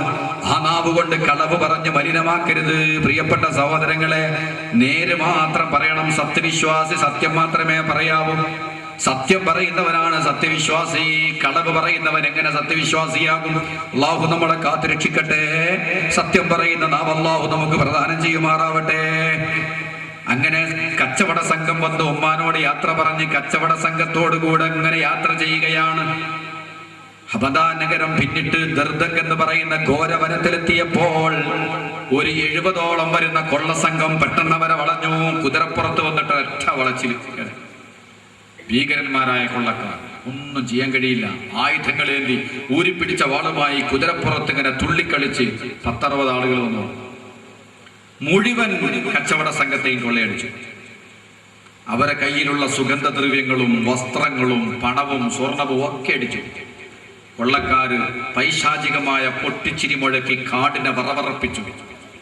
ഇതൊക്കെ കണ്ട് ഒരു തെറ്റും അറിയാത്ത വിശുദ്ധരായ മാതാപിതാക്കൾക്ക് ജനിച്ച് വിശുദ്ധമായ അവസ്ഥയിൽ ജീവിച്ച കുട്ടി ആദ്യമായി ഒരു അക്രമം കാണുകയാണ്. അന്തം വിട്ടൊരു ഭാഗത്ത് ഇങ്ങനെ മാറി നിൽക്കുമ്പോൾ ഒരു കൊള്ളക്കാരൻ തന്റെ കുതിരയെ പതുക്കെങ്ങനെ ചലിപ്പിച്ച് ഈ കുട്ടിന്റെ അടുത്ത് വന്ന് നിർത്തിയിട്ട് ചോദിച്ചു, മോനെ നിന്റെ കയ്യിൽ എന്തെങ്കിലും ഉണ്ടോ എന്ന് ചോദിച്ചു. വെറുതെ തമാശക്ക് ചോദിച്ചതാണ്. ഒന്നുമില്ലാത്ത കുട്ടി ഇങ്ങനെ നിൽക്കുകയാണ്, 18കാരൻ. കൊള്ളക്കാരൻ വെറുതെ തമാശക്ക് ചോദിച്ചു, നിന്റെ കയ്യിൽ എന്തെങ്കിലും ഉണ്ടോ? എല്ലാരെയും കൊള്ളയടിച്ചു, എല്ലാരും വെറും കയ്യോടെ നിൽക്കുകയാണ്. കുട്ടി പറഞ്ഞുണ്ട്. എന്തുണ്ട്? 40 ദിനാർ സ്വർണം, 40 സ്വർണ്ണ നാണയം. തമാശ പറയണം. ഇത് തമാശ പറയേണ്ട ആളുകളല്ല, കൊള്ളക്കാരാണ്. തലവെട്ടിക്കളി അല്ല, കാര്യമാണ്. എവിടെ? കുപ്പായം അഴിച്ചു. ഈ കക്ഷത്തിലുള്ള നൂല് പൊട്ടിച്ചപ്പോ 40 സ്വർണം താഴെ. കൊള്ളക്കാരൻ അത്ഭുതപ്പെട്ടു. മിന്നിത്തിളങ്ങുന്ന 40 സ്വർണ്ണ നാണയം കണ്ടപ്പോ 40 സ്വർണ്ണ നാണയം കണ്ടപ്പോ കൊള്ളക്കാരൻ അത്ഭുതപ്പെട്ടു പോയി. അല്ല മോനെ, ഇതൊരു നിലക്കും ഞങ്ങളുടെ കണ്ണിൽ പെടുമായിരുന്നില്ല. പിന്നെ എന്തിനാ നീ സത്യം പറഞ്ഞത്? കളവ് പറയരുത് എന്ന് ഉമ്മാന്റെ വസിയത്തുള്ളത് കൊണ്ടാണ്. 40 സ്വർണം നഷ്ടപ്പെടുമെന്ന് കണ്ടാൽ ഒരു കളവ് പറഞ്ഞൂടെ? പറ്റില്ല. എന്തുകൊണ്ട്? ഉമ്മാന്റെ വസിയത്തുണ്ട്. ഉമ്മ പറഞ്ഞിട്ടുണ്ട് കളവ് പറയുന്നത്. കളവ് പറയല്ല എന്നുമ്മ ചൊന്നാരെ, കള്ളന്റെ കയ്യില് പൊന്ന് കൊടുത്തോവർ. ഇത്ര സുന്ദരമായ കവിത, വലിയ ചരിത്രം, വലിയ ആശയങ്ങൾ ഒരൊറ്റ വരിയിലൂടെ പറയാൻ മുഹിദ്ദീൻ മാലയുടെ കർത്താവായ ഖാദി മുഹമ്മദ് തങ്ങൾക്കല്ലാതെ ആർക്കാ സാധിക്കുക? കളവ് പറയല്ല എന്നുമ്മ ചൊന്നാരെ, കള്ളന്റെ കയ്യില് പൊന്ന് കൊടുത്തോവർ. 40 സ്വർണ്ണ നാണയത്തിന് ഒരു വിലയും കൽപ്പിക്കാതെ കള്ളന്റെ കയ്യിലേക്ക് അങ്ങോട്ട് എടുത്തു കൊടുത്തു. കളവ് പറയാത്തത് ഉമ്മാന്റെ വസിയത്തുള്ളത് കൊണ്ടാണ്. ഒരിക്കലും ഉമ്മാന്റെ കൽപ്പനയ്ക്ക് എതിരായി മുന്നോട്ട് പോകുന്ന പ്രശ്നമേ ഇല്ല. ഉമ്മാന്റെ വസിയത്ത് മരണം വരെ തെറ്റിക്കുന്ന പ്രശ്നമില്ല. ഇതങ്ങോട്ട് കേട്ടപ്പോ നിമിഷ നേരം കൊണ്ട് കൊള്ളക്കാരന്റെ മനസ്സൊന്ന് ഇളകിപ്പോയി. ഒരു നിമിഷം ആ കൊള്ളക്കാരൻ ചിന്തിച്ചു, പടച്ചവനെ, നിന്റെ കരാറുകൾക്ക് രാവും പകലും ലംഘനം കാണിക്കുന്നവനാണ് ഞാൻ. നിന്റെ വസിയത്തുകൾക്ക് എതിരായി നടക്കുന്നവനാണ് ഞാൻ. എന്റെ മുമ്പിലിരിക്കുന്ന ഈ ചെറിയ കുട്ടി, 18കാരൻ, ഒരു ഉമ്മാന്റെ വസിയത്ത് പോലും തെറ്റിക്കാത്തവനാണ്. ഞാൻ എന്റെ നാഥനോട്, എന്റെ സൃഷ്ടാവിനോട് രാവും പകലും ധിക്കാരം കാണിക്കുമ്പോൾ ഒരു ചെറുപ്പക്കാരൻ സ്വന്തം ഉമ്മാന്റെ ഒരു വസിയത്ത് പോലും തെറ്റിക്കാതെ ജീവിക്കുന്നതും ഈ ഭൂമിയിൽ തന്നെയാണ്. പെട്ടെന്ന് മനസ്സിനൊരു പരിവർത്തനം ഉണ്ടാകുന്നു. ഓടി വന്നിട്ട് അബ്ദുൽ ഖാദർ എന്ന് പറയുന്ന കുട്ടിയുടെ 2 കൈയും പിടിച്ചിട്ട് പറഞ്ഞു, മോനെ, ഈ പരിശുദ്ധമായ കൈകളൊന്ന് മുകളിലേക്ക് ഉയർത്തണം. ഈ പരിശുദ്ധമായ കൈകൾ ഉയർത്തി ഒരു കളവ് പോലും പറയാത്ത നാവുകൊണ്ട് ഒരു ഉമ്മാന്റെ വസിയത്ത് പോലും തെറ്റിക്കാത്ത വിശുദ്ധിയുള്ള ജീവിതത്തിന്റെ ഉടമയായ അങ്ങ് ഞങ്ങൾക്ക് വേണ്ടി ഒന്ന് പ്രാർത്ഥിക്കണം. ഞാൻ ഒരുപാട് പാപം ചെയ്തവനാണ്. ഇനി ഒന്ന് ഖേദിച്ചു മടങ്ങണം. ഇനി ഒരു നല്ല മനുഷ്യനാവണം. അതിനുവേണ്ടി ദുആ ചെയ്യണമെന്ന് പറഞ്ഞപ്പോൾ ഒരു തെറ്റും ചെയ്യാത്ത വിശുദ്ധമായ കൈകൾ ഉയർത്തി പരിശുദ്ധമായ നാവുകൊണ്ട് അവർക്ക് വേണ്ടി പ്രാർത്ഥന നടത്തുന്നു. 60-ലധികം വരുന്ന കൊള്ളക്കാര് ഖേദിച്ചു മടങ്ങുന്നു. പൊട്ടിച്ചിരിച്ച ആളുകൾ കരഞ്ഞ് കൊച്ചുകുട്ടികളെ പോലെ കരഞ്ഞുകൊണ്ട് തൗബ ചെയ്യുന്നു. അതോടുകൂടെ ഔസുല്ലാലമിന്റെ ജനങ്ങളിലേക്ക് ഇറങ്ങിയുള്ള പ്രവർത്തനം തുടങ്ങുകയായി. ആദ്യത്തെ മാറ്റം 10-60 ആളുകൾ ഒന്നിച്ച് ഖേദിച്ചു മടങ്ങും. ഇത് ചെറിയ ഭാഗ്യമാണ്. لأن يهدي الله بك رجلا خير لك من الدنيا وما فيها شفيعنا رسول الله. നീ കാരണമായി ഒരു മനുഷ്യനെങ്ങാനും നേരായ മാർഗത്തിലേക്ക് വന്നാൽ ഈ ദുനിയാവും ദുനിയാവിലുള്ള സർവം നിനക്ക് കിട്ടുന്നതിനേക്കാൾ പുണ്യമാണ്. ഒരൊറ്റ മനുഷ്യൻ നീ കാരണമായി നന്നായാൽ ഈ ദുനിയാവ് മുഴുവനും നമുക്ക് കിട്ടുന്നതിനേക്കാൾ ഖൈറാണെന്ന് നബിയുനാ റസൂലുള്ളാഹി. ഇത് തന്നെയാണ് അന്നത്തെ ജനങ്ങൾ നന്നാവാനുള്ള കാരണം. നിങ്ങളെ വാപ്പ ഉപ്പാപ്പ അമ്മാരെ കഥ ആലോചിച്ച് നോക്കൂ. ജീവിതത്തിൽ ഒരു കളവ് പറയാൻ അവരെ കിട്ടില്ല. എന്ത് കഷ്ടപ്പെട്ടാലും അവർ കളവ് പറയില്ല. എന്താ കാരണം? അവരെ ജീവിതത്തിൽ വലിയ മാറ്റമുണ്ടാക്കിയത് മൊഹിദ്ദീൻ മാലയാണ്. മൊഹിദ്ദീൻ മാല പാടുന്ന ഒരു പെണ്ണ്, മൊഹിദ്ദീൻ മാല പാടുന്ന ഒരാണ്. എങ്ങനെയാണ് അവര് കളവ് പറയുക? അവരെ ജീവിതത്തിലേക്ക് ആകർഷിക്കുന്നത് ഗൗസുൽ-ആദമിന്റെ വിശുദ്ധമായ ജീവിതമാണ്. ഇതിങ്ങനെ പാടുകയും കേൾക്കുകയും ഒരു രൂപം തുനാദീനി, എന്നെ വിളിച്ചു, യാ അബ്ദല്ലാഹ്, യാ അബ്ദുൽ ഖാദിർ, അല്ലയോ അബ്ദുൽ ഖാദിറേ. ഞെട്ടൂലേ മനുഷ്യൻ? നമ്മളെ പേര് വിളിക്കുക. കാർമേഘത്തിൽ ഒരു വലിയ പ്രകാശം. ആ പ്രകാശക്കുട ഇറങ്ങി വന്ന് അടുത്തെത്തുമ്പോൾ നല്ല സുന്ദരമായ രൂപം. ആ രൂപം എന്റെ മുഖത്തേക്ക് നോക്കി എന്നെ വിളിച്ചു, അബ്ദുൽ ഖാദിറേ. എന്നെ വിളിച്ചിട്ട് പറഞ്ഞു, ഖദ് ഹല്ലൽതു ലക്കൽ മുഹറമാത്, എല്ലാ ഹറാമുകളും ഞാൻ നിനക്ക് ഹലാലാക്കിയിരിക്കുന്നു. അന റബ്ബുക, ഞാൻ നിന്റെ റബ്ബാണ്, ഞാൻ നിന്റെ രക്ഷിതാവാണ്. ഇന്ന് മുതൽ എല്ലാ ഹറാമും നിനക്ക് ഹലാലാണ്. ഒന്നോട് പേടിക്കണ്ട. നിനക്ക് കള്ളു കുടിച്ചാലും കുഴപ്പമില്ല, വ്യഭിചരിച്ചാലും കുഴപ്പമില്ല, നിസ്കരിച്ചില്ലെങ്കിലും കുഴപ്പമില്ല, നോമ്പോറ്റില്ലെങ്കിലും കുഴപ്പമില്ല, എല്ലാ തക്ലീഫും ഞാൻ ഉയർത്തിക്കളഞ്ഞു, എല്ലാ ഹറാമുകളും ഞാൻ നിനക്ക് ഹലാലാക്കി തന്നു, നിന്നോടുള്ള മഹബത്ത് കൊണ്ട് ഞാൻ നിന്റെ റബ്ബാണ് എന്നീ പ്രകാശക്കുടയിൽ നിന്ന് എന്നെ വിളിച്ചു പറഞ്ഞു. അതിങ്ങോട്ട് കേട്ടപ്പോ ഫഖുൽതു, ഞാൻ പറഞ്ഞു,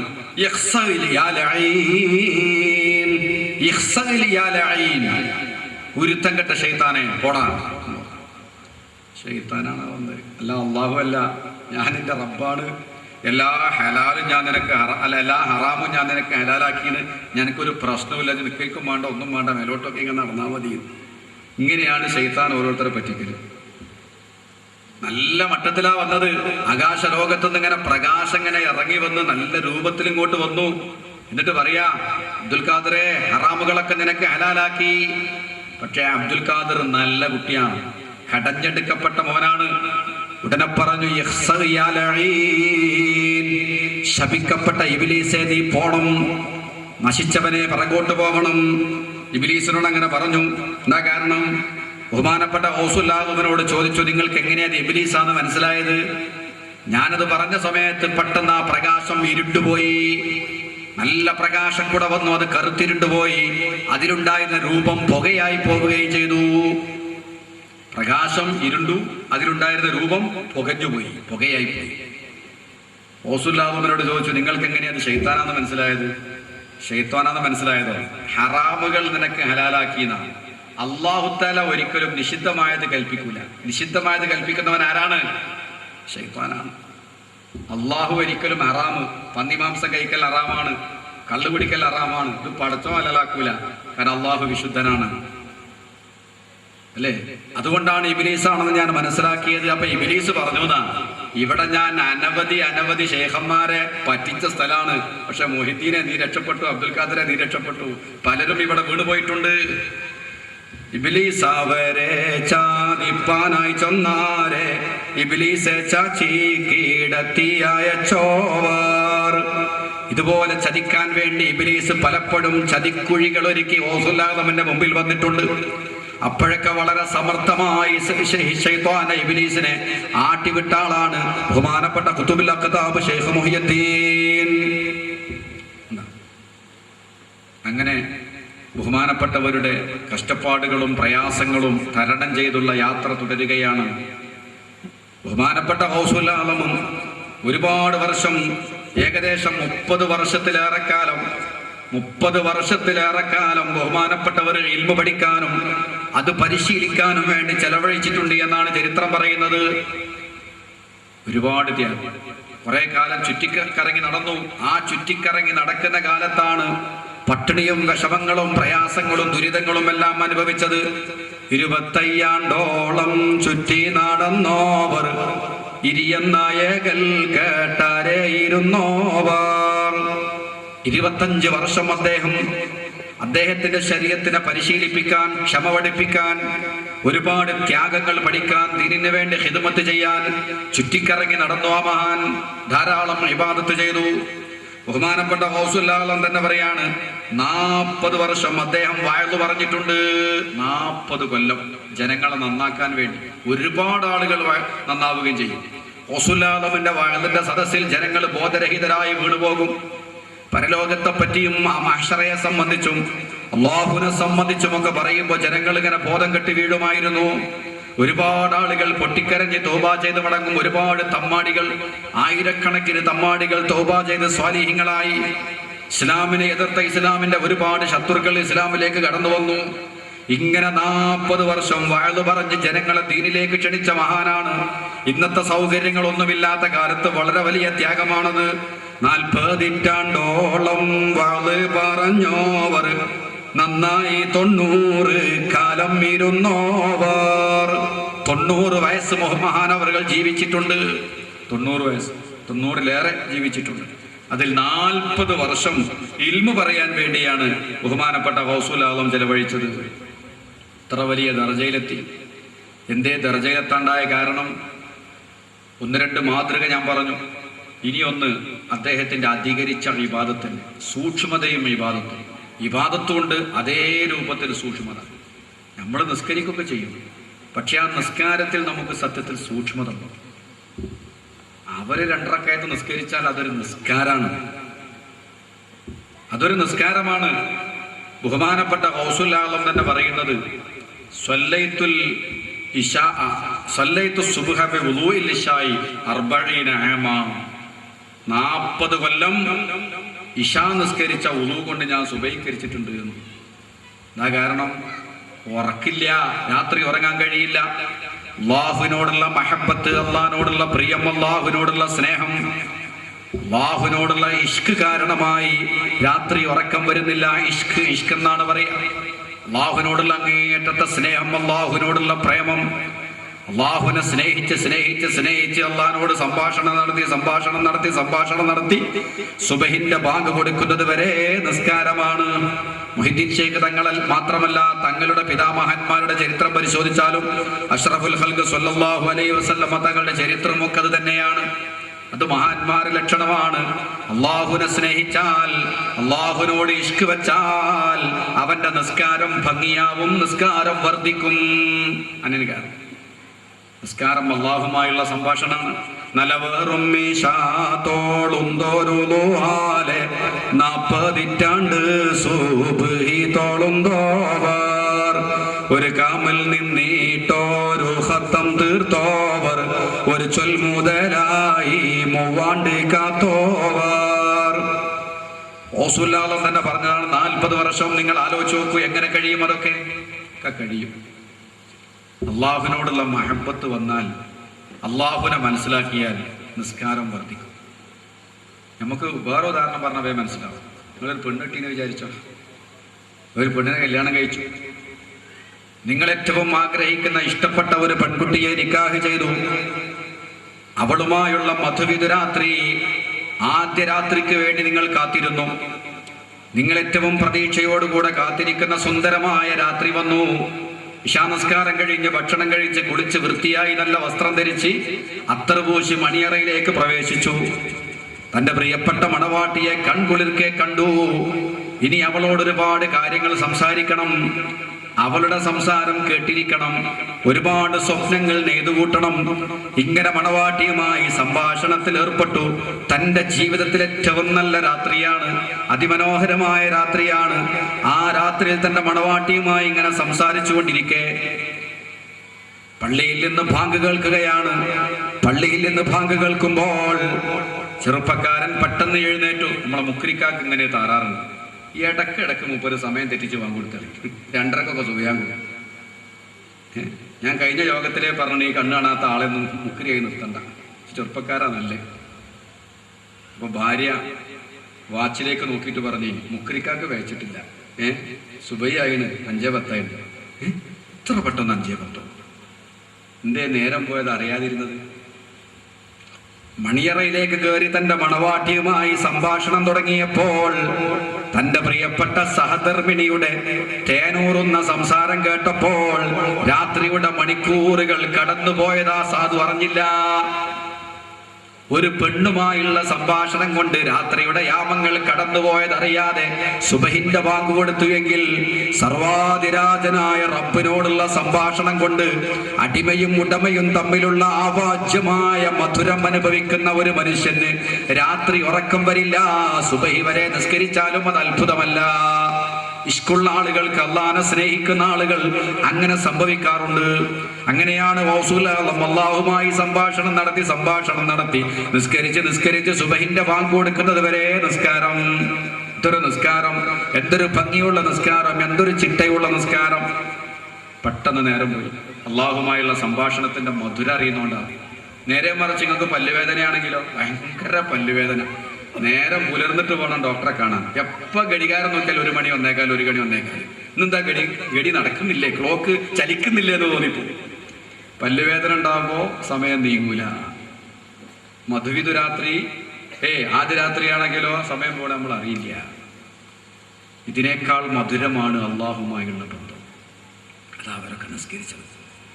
മാത്രമല്ല നിസ്കാരം വളരെ ശ്രദ്ധയുള്ള നിസ്കാരമാണ്. വളരെ ഖൗഫും ചിട്ടയുമുള്ള നിസ്കാരമാണ്. പ്രിയപ്പെട്ട സഹോദരങ്ങളെ, ഒന്നും കൂടി ആലോചിക്കണം. അള്ളാഹുവിന് വേണ്ടി എന്ത് ഇബാദത്ത് ചെയ്യുമ്പോഴും നിറഞ്ഞ മനസ്സോടുകൂടി, നിറഞ്ഞ സംതൃപ്തിയോടുകൂടെ ചെയ്യണം. അതേ അള്ളാഹു സ്വീകരിക്കൂ. നിസ്കരിക്കുമ്പോൾ മനസ്സൊക്കെ നല്ല പോലെ നന്നാവണം. നല്ല നിറഞ്ഞ മനസ്സോടുകൂടെ, വളരെ സന്തോഷത്തോടുകൂടെ ആയിരിക്കണം. 2 റക്അത്ത് നിസ്കരിക്കുന്നുണ്ടെങ്കിൽ നിസ്കരിക്കേണ്ടത് ഒരു കടമ നിർവഹിക്കുക എന്നുള്ള മാതിരി നിസ്കരിച്ചിട്ട് കാര്യമില്ല. അങ്ങനത്തെ ഒന്നും അള്ളാഹ് സ്വീകരിക്കൂല. അള്ളാഹു പരിശുദ്ധനാണ്. പരിശുദ്ധമായ ഇബാദത്ത് മാത്രമേ അവൻ സ്വീകരിക്കുകയുള്ളൂ. മാത്രമല്ല, രാത്രിയുള്ള നിസ്കാരമാണ് ഇബ്ലീസിനെ തരണം ചെയ്യാനുള്ള ഏറ്റവും വലിയ ആയുധമെന്ന് ഇന്നലത്തെ പ്രസംഗത്തിൽ നമ്മൾ സൂചിപ്പിച്ചു. രാത്രി നിസ്കരിക്കാത്ത ഏതെങ്കിലും മഹാന്മാരെ നിങ്ങൾ കണ്ടിട്ടുണ്ടോ? അഷ്റഫുൽ ഖൽഖ് സ്വല്ലല്ലാഹു അലൈഹി വസല്ലം വലം തുസുന്നത മൻ നഹിയല്ലാമയില അനിഷ്തഖത് ഖദമാഹുർ മിൻ ബറബി. 2 കാലും നീര് വന്ന് വണ്ണം വെക്കുമാറ് അല്ലാഹുവിന്റെ റസൂൽ നിസ്കരിച്ചിരുന്നു എന്ന് ഹദീസിൽ കാണാം. അല്ലാഹുവിന്റെ റസൂൽ അങ്ങനെ നിസ്കരിച്ചു, സഹാബത്ത് അങ്ങനെ നിസ്കരിച്ചു, മുഹിദ്ദീൻ ശൈഖ് അങ്ങനെ നിസ്കരിച്ചു, എല്ലാ മഹാന്മാരും അങ്ങനെ നിസ്കരിച്ചു. അതുകൊണ്ട് രാത്രി നിസ്കാരം നമ്മുടെ ജീവിതത്തിന്റെ ഒരു ഭാഗമാവണം. തഹജ്ജുദ് അള്ളാഹുമായി അടുക്കണമെന്ന് ആഗ്രഹിക്കുന്ന ആളുകൾ, പടച്ച റബ്ബുമായി അടുക്കണമെന്ന് ആഗ്രഹിക്കുന്ന ആളുകൾ, ജീവിതത്തിൽ വലിയ മാറ്റമുണ്ടാവണം, ഈമാൻ വർദ്ധിക്കണം എന്നാഗ്രഹിക്കുന്ന ആളുകൾ നല്ല ചിട്ടയോടുകൂടെ നിസ്കാരം പതിവാക്കണം. നാളെ പരലോകത്ത് ചെല്ലുമ്പോഴും ഏറ്റവും വലുത് നിസ്കാരം തന്നെയായിരിക്കും. ബഹുമാനപ്പെട്ട സുഫിയാൻ സൗരി റളിയല്ലാഹു തആല അൻഹു വലിയ വലിയാണ്, മഹാനാണ്. അദ്ദേഹം വഫാത്തായി പോയതിന്റെ ശേഷം അദ്ദേഹത്തിന് ഏറ്റവും പ്രിയപ്പെട്ട ഒരാൾ അദ്ദേഹത്തെ സ്വപ്നത്തിൽ കണ്ടു. അള്ളാഹുവിന്റെ ഔലിയാക്കന്മാരുടെ സ്വപ്നം നല്ല സ്വപ്നമായിരിക്കും. ജീവിതത്തിൽ ഏറ്റവും കൂടുതൽ സത്യം പറയുന്ന ആളുകൾ സ്വപ്നം കണ്ടാൽ അവരുടെ സ്വപ്നവും സത്യമാണ്. ജീവിതത്തിൽ ധാരാളം കളവ് പറയുന്ന ആൾ സ്വപ്നം കണ്ടാൽ അവരുടെ സ്വപ്നവും കളവാണ്. സത്യം പറയുന്ന ആളുകളുടെ സ്വപ്നം മാത്രമേ നന്നാവുള്ളൂ. ബഹുമാനപ്പെട്ട സുഫിയാൻ സൗരി റളിയല്ലാഹു തആല അൻഹു വഫാത്തായി പോയതിന്റെ ശേഷം അദ്ദേഹത്തിന് ഒരു ശിഷ്യൻ സ്വപ്നത്തിൽ കണ്ടു. കണ്ടപാടെ ചോദിച്ചു, നിങ്ങളെ അള്ളാഹു എങ്ങനെ സ്വീകരിച്ചത്? എന്താ നിങ്ങളെ പരലോകത്തെ വർത്താനം? എന്താണ് പരലോകത്തെ അവസ്ഥ? ഞങ്ങൾക്ക് ഇൽമു പറഞ്ഞു തന്ന ആളാണ്, ഞങ്ങൾക്ക് ദീൻ പഠിപ്പിച്ചു തന്ന ആളാണ്, അങ്ങയുടെ അവസ്ഥ എന്താണ്? ആ സമയത്ത് സുഫിയാൻ സൗരി ഒരു കവിത പാടിക്കൊടുത്തു. نظرت إلى ربي عيانا فقال لي هنيئا رضاي عنك يا ابن سعيدي لقد كنت قواما إذا الليل قد دجا بعبرات مشتاق وقلب عميدي ودونك فاختر أي قصر تريده فزرني فإني عنك غير بعيد.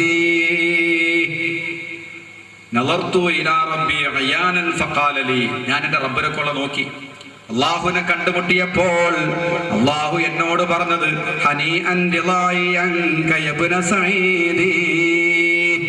ഇബ്നു സഈദേ, അങ്ങേക്ക് എന്റെ എല്ലാ ആശംസകളും നേരുകയാണ്. എന്തേ കാരണം? ലഖദ് കുന്ത ഖൗവാമൻ ഇദൽ ലൈലു ഖദ്ദജാ ബിഅബ്റാതി മുഷ്താഖിൻ വഖൽബി അമീദി. രാത്രിയായാൽ ധാരാളമായി നിസ്കരിക്കുന്ന ആളായിരുന്നു തങ്ങൾ. രാത്രി നിസ്കാരം ധാരാളമായി ചെയ്യുന്ന ആളാണ്. അതുകൊണ്ട് നിങ്ങൾക്ക് എന്റെ സന്തോഷമുണ്ട്, തൃപ്തിയുണ്ട്. എടുത്തു പറയാൻ മാത്രം ഉണ്ടാവും രാത്രികത്തെ നിസ്കാരം. ഓസുല്ലാഹം നമുക്ക് നൽകുന്ന ഒരു സന്ദേശം, അള്ളാഹുമായി അടുക്കണമോ, അള്ളാഹുമായി സംഭാഷണം വർദ്ധിപ്പിക്കണം, പടച്ചവനുമായി ധാരാളം സംസാരിക്കണം. അതിനുള്ള വഴി നിസ്കാരമാണ്. ഏറ്റവും നല്ല സമയം പാതിരാത്രിക്ക് ശേഷമാണ്. പടച്ച റബ്ബ് തൗഫീഖ് ചെയ്യുമാറാവട്ടെ. നിസ്കാരം മാത്രമല്ല, സൂക്ഷ്മത വറയ്. പുത്തനാശയക്കാരൊക്കെ സാധാരണ കളിയാക്കുന്ന ഒരു വെയ്ത്തുണ്ട്, അവർക്ക് കേൾക്കണതിന് ഒരു പൂർത്തിയാണ്. ഞാൻ പറഞ്ഞില്ലേ, ഓസുല്ലാദവനെ മനസ്സിലാക്കണമെങ്കിൽ തന്നെ അത്യാവശ്യം ഒരു നല്ല ദർജയിലെത്തണം, അല്ലാത്തവന് മനസ്സിലാക്കാൻ കഴിയില്ല. ആ ജീവിതമാണ്. ബഹുമാനപ്പെട്ട ഗൗസുൽ ആലമിന്റെ ഒരു സംഭവം നോക്കൂ നിങ്ങൾ. ബഹുമാനപ്പെട്ട ഗൗസുൽ ആലം ഖുതുബുൽ അഖ്താബ് ശൈഖ് മുഹിയുദ്ദീൻ ഖദ്ദസല്ലാഹു സിർറഹുൽ അസീസ് മഹാനവറുകൾക്ക് വലിയ പരീക്ഷണങ്ങൾ ഉണ്ടായിട്ടുണ്ട്. അള്ളാന്റെ ഭാഗത്തുനിന്ന്, ഉസ്താദുമാരുടെ ഭാഗത്തുനിന്ന്, ശരീക്കന്മാരുടെ ഭാഗത്തുനിന്ന് ഒക്കെ പരീക്ഷണങ്ങൾ ഉണ്ടായിട്ടുണ്ട്. അവിടെ ഒന്നും തളരാതെ പിടിച്ചു നിൽക്കണം. ഒരു മനുഷ്യൻ അള്ളാഹുവിന്റെ മാർഗത്തിൽ ഉറച്ചു നിൽക്കുമ്പോൾ ഒട്ടനവധി പരീക്ഷണം. ആ പരീക്ഷണങ്ങളിൽ പ്രധാനപ്പെട്ട ഒരു പരീക്ഷണമാണ് ഒരു രാത്രി അദ്ദേഹം ഇബാദത്ത് ചെയ്തുകൊണ്ടിരിക്കെ വളരെ തളർന്ന ശരീരം, വെളുത്ത് മെലിഞ്ഞ ഒരു പ്രകൃതിയാണ് മൊയ്തീൻ ശിഹാബ് തങ്ങൾ.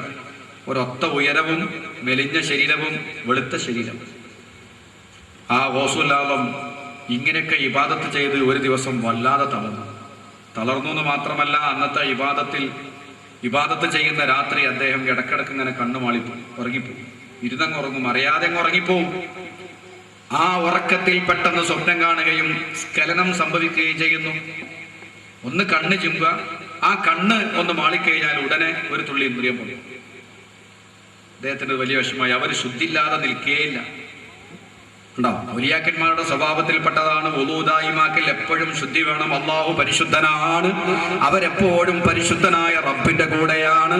അവന്റെ കൂടെ നിൽക്കണമെങ്കിൽ നമുക്കും ശുദ്ധി ഇല്ലാതെ പറ്റില്ല. അതുകൊണ്ട് ഒന്ന് കണ്ണ് ഉറങ്ങിപ്പോയി ഉടനെ ഒരു തുള്ളി സ്ഖലനം സംഭവിച്ചാൽ അത് ഇന്ദ്രിയമാണെന്ന് മനസ്സിലാക്കി സൂക്ഷ്മത കൊണ്ട് അദ്ദേഹം പോയി കുളിച്ചു വരും. തണുത്ത കാലാവസ്ഥ, കഠിനമായ തണുപ്പുള്ള കാലാവസ്ഥ. ആ കഠിനമായ തണുപ്പുള്ള കാലാവസ്ഥയിൽ ഗൗസുൽ ആലം കുളിച്ചു വരും. അദ്ദേഹം തന്നെ പറയുന്നുണ്ട്, മരണം ഇങ്ങനെ മുമ്പിൽ കാണും കുളിച്ചാൽ, അജാതി തണുപ്പുള്ളത്. അങ്ങനെ കുളിച്ചു വന്ന് വീണ്ടും വിവാദത്തിലേക്ക് ഇങ്ങനെ മുഴുകി. കുറച്ച് കഴിയുമ്പോൾ പെട്ടെന്ന് അറിയാതെ വീണ്ടും കണ്ണുറങ്ങിപ്പോകുന്നു. വീണ്ടും സ്കരിച്ചു. എന്നാലോ പിന്നെയും പോയി കുളിച്ചു. സാധാരണ മസല പ്രകാരം എത്ര ജനാപത്ത്, എത്ര സ്ഖലനം ഒരു രാത്രി ഉണ്ടായാലും ഒരു കുളി കുളിച്ചാൽ മതി, സുബൈന്റെ ടൈമാവും. പക്ഷേ ഔലിയാക്കന്മാർക്ക് അത് പറ്റില്ല. അള്ളാഹുവിന്റെ കൂടെ തന്നെ സഞ്ചരിക്കുന്ന ആളുകൾ വിശുദ്ധി നിലനിർത്തണം. അതുകൊണ്ട് വീണ്ടും സ്ഖലിക്കുന്നു, വീണ്ടും കുളിച്ചു വരുന്നു. വറച്ച് മരണം മുമ്പിൽ കാണുന്ന കുളിയാണത്. കഠിനമായ തണുപ്പാണ്. ചൂടാക്കി കൊടുക്കാനൊന്നും ആളുകളില്ല, സംവിധാനങ്ങളില്ല. അങ്ങനെ ഒരു രാത്രി എനിക്ക് 40 പ്രാവശ്യം സ്ഖലനം ഉണ്ടാവുകയും 40 പ്രാവശ്യവും ഞാൻ കുളിക്കുകയും ചെയ്തിട്ടുണ്ട്. മരണം മുമ്പിൽ കണ്ട സമയമാണത്. മരണം മുമ്പിൽ കണ്ട രാത്രിയാണത്. ആരാ സഹോദരന്മാർ അത്ര വലിയ സൂക്ഷ്മത കാണിക്കൽ ഉളുവിന്റെയും കുളിന്റെ ഒക്കെ കാര്യത്തിൽ? ചിലർക്കൊക്കെ ജനാപത്തുണ്ടായ 11 മണിക്കൊരു കുളിക്കാൻ പോലെ, ആ 11 മണി വരെ ജനാപത്തിന് വലിയ ശുദ്ധിയാണ്, ഒരു പ്രശ്നമില്ല. അലക്കാനുണ്ട്, കുളിക്കാനുണ്ട്, എന്നാ പിന്നെ ഒക്കെ ഒന്നിച്ചാണ് കുളിക്കാൻ. ഇപ്പൊ വേറെ കുളി വേറെ, എല്ലാ സൗകര്യങ്ങളും ഉണ്ടായിട്ടും കുളിക്കാൻ മടിയുള്ള കക്ഷികൾ ഇപ്പോഴും ഉണ്ട്. നല്ലോണം ശ്രദ്ധിച്ചോ.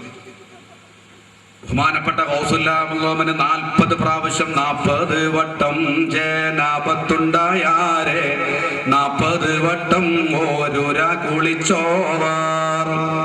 ഒരു രാത്രി തന്നെ 40 പ്രാവശ്യം സ്ഖലനം സംഭവിച്ചപ്പോൾ 40 പ്രാവശ്യം കുളിച്ചു. സ്ഖലനം സംഭവിക്കുക എന്ന് പറഞ്ഞാൽ സാധാരണ സ്കരിക്കും പോലെ കൂടുതൽ സ്കരിച്ചു എന്നൊന്നും സംഭവത്തിൽ പറയുന്നില്ല. ഒരു തുള്ളി വന്നാൽ മതിയല്ലോ. സൂക്ഷ്മതയ്ക്ക് വേണ്ടി കുളിച്ചു. പിന്നെയും വന്ന് പിന്നെയും കുളിച്ചു. 40 വട്ടം. എന്തൊരു സൂക്ഷ്മത! ഇനി നിങ്ങളൊന്ന് ആലോചിച്ച് നോക്കി. നമ്മളാളുകളെ മൂത്രയിക്കലും മനോരം ചെയ്യലും കുളിക്കലും നിസ്കാരവും നിസ്കാരത്തിലുള്ള സൂക്ഷ്മതയൊക്കെ എവിടെയുള്ളത്? ഒരു ബാത്റൂമിൽ പോയിട്ട് മൂത്രയിക്കുന്നത് കണ്ടാൽ നമ്മൾ അത്ഭുതപ്പെട്ടു പോവും.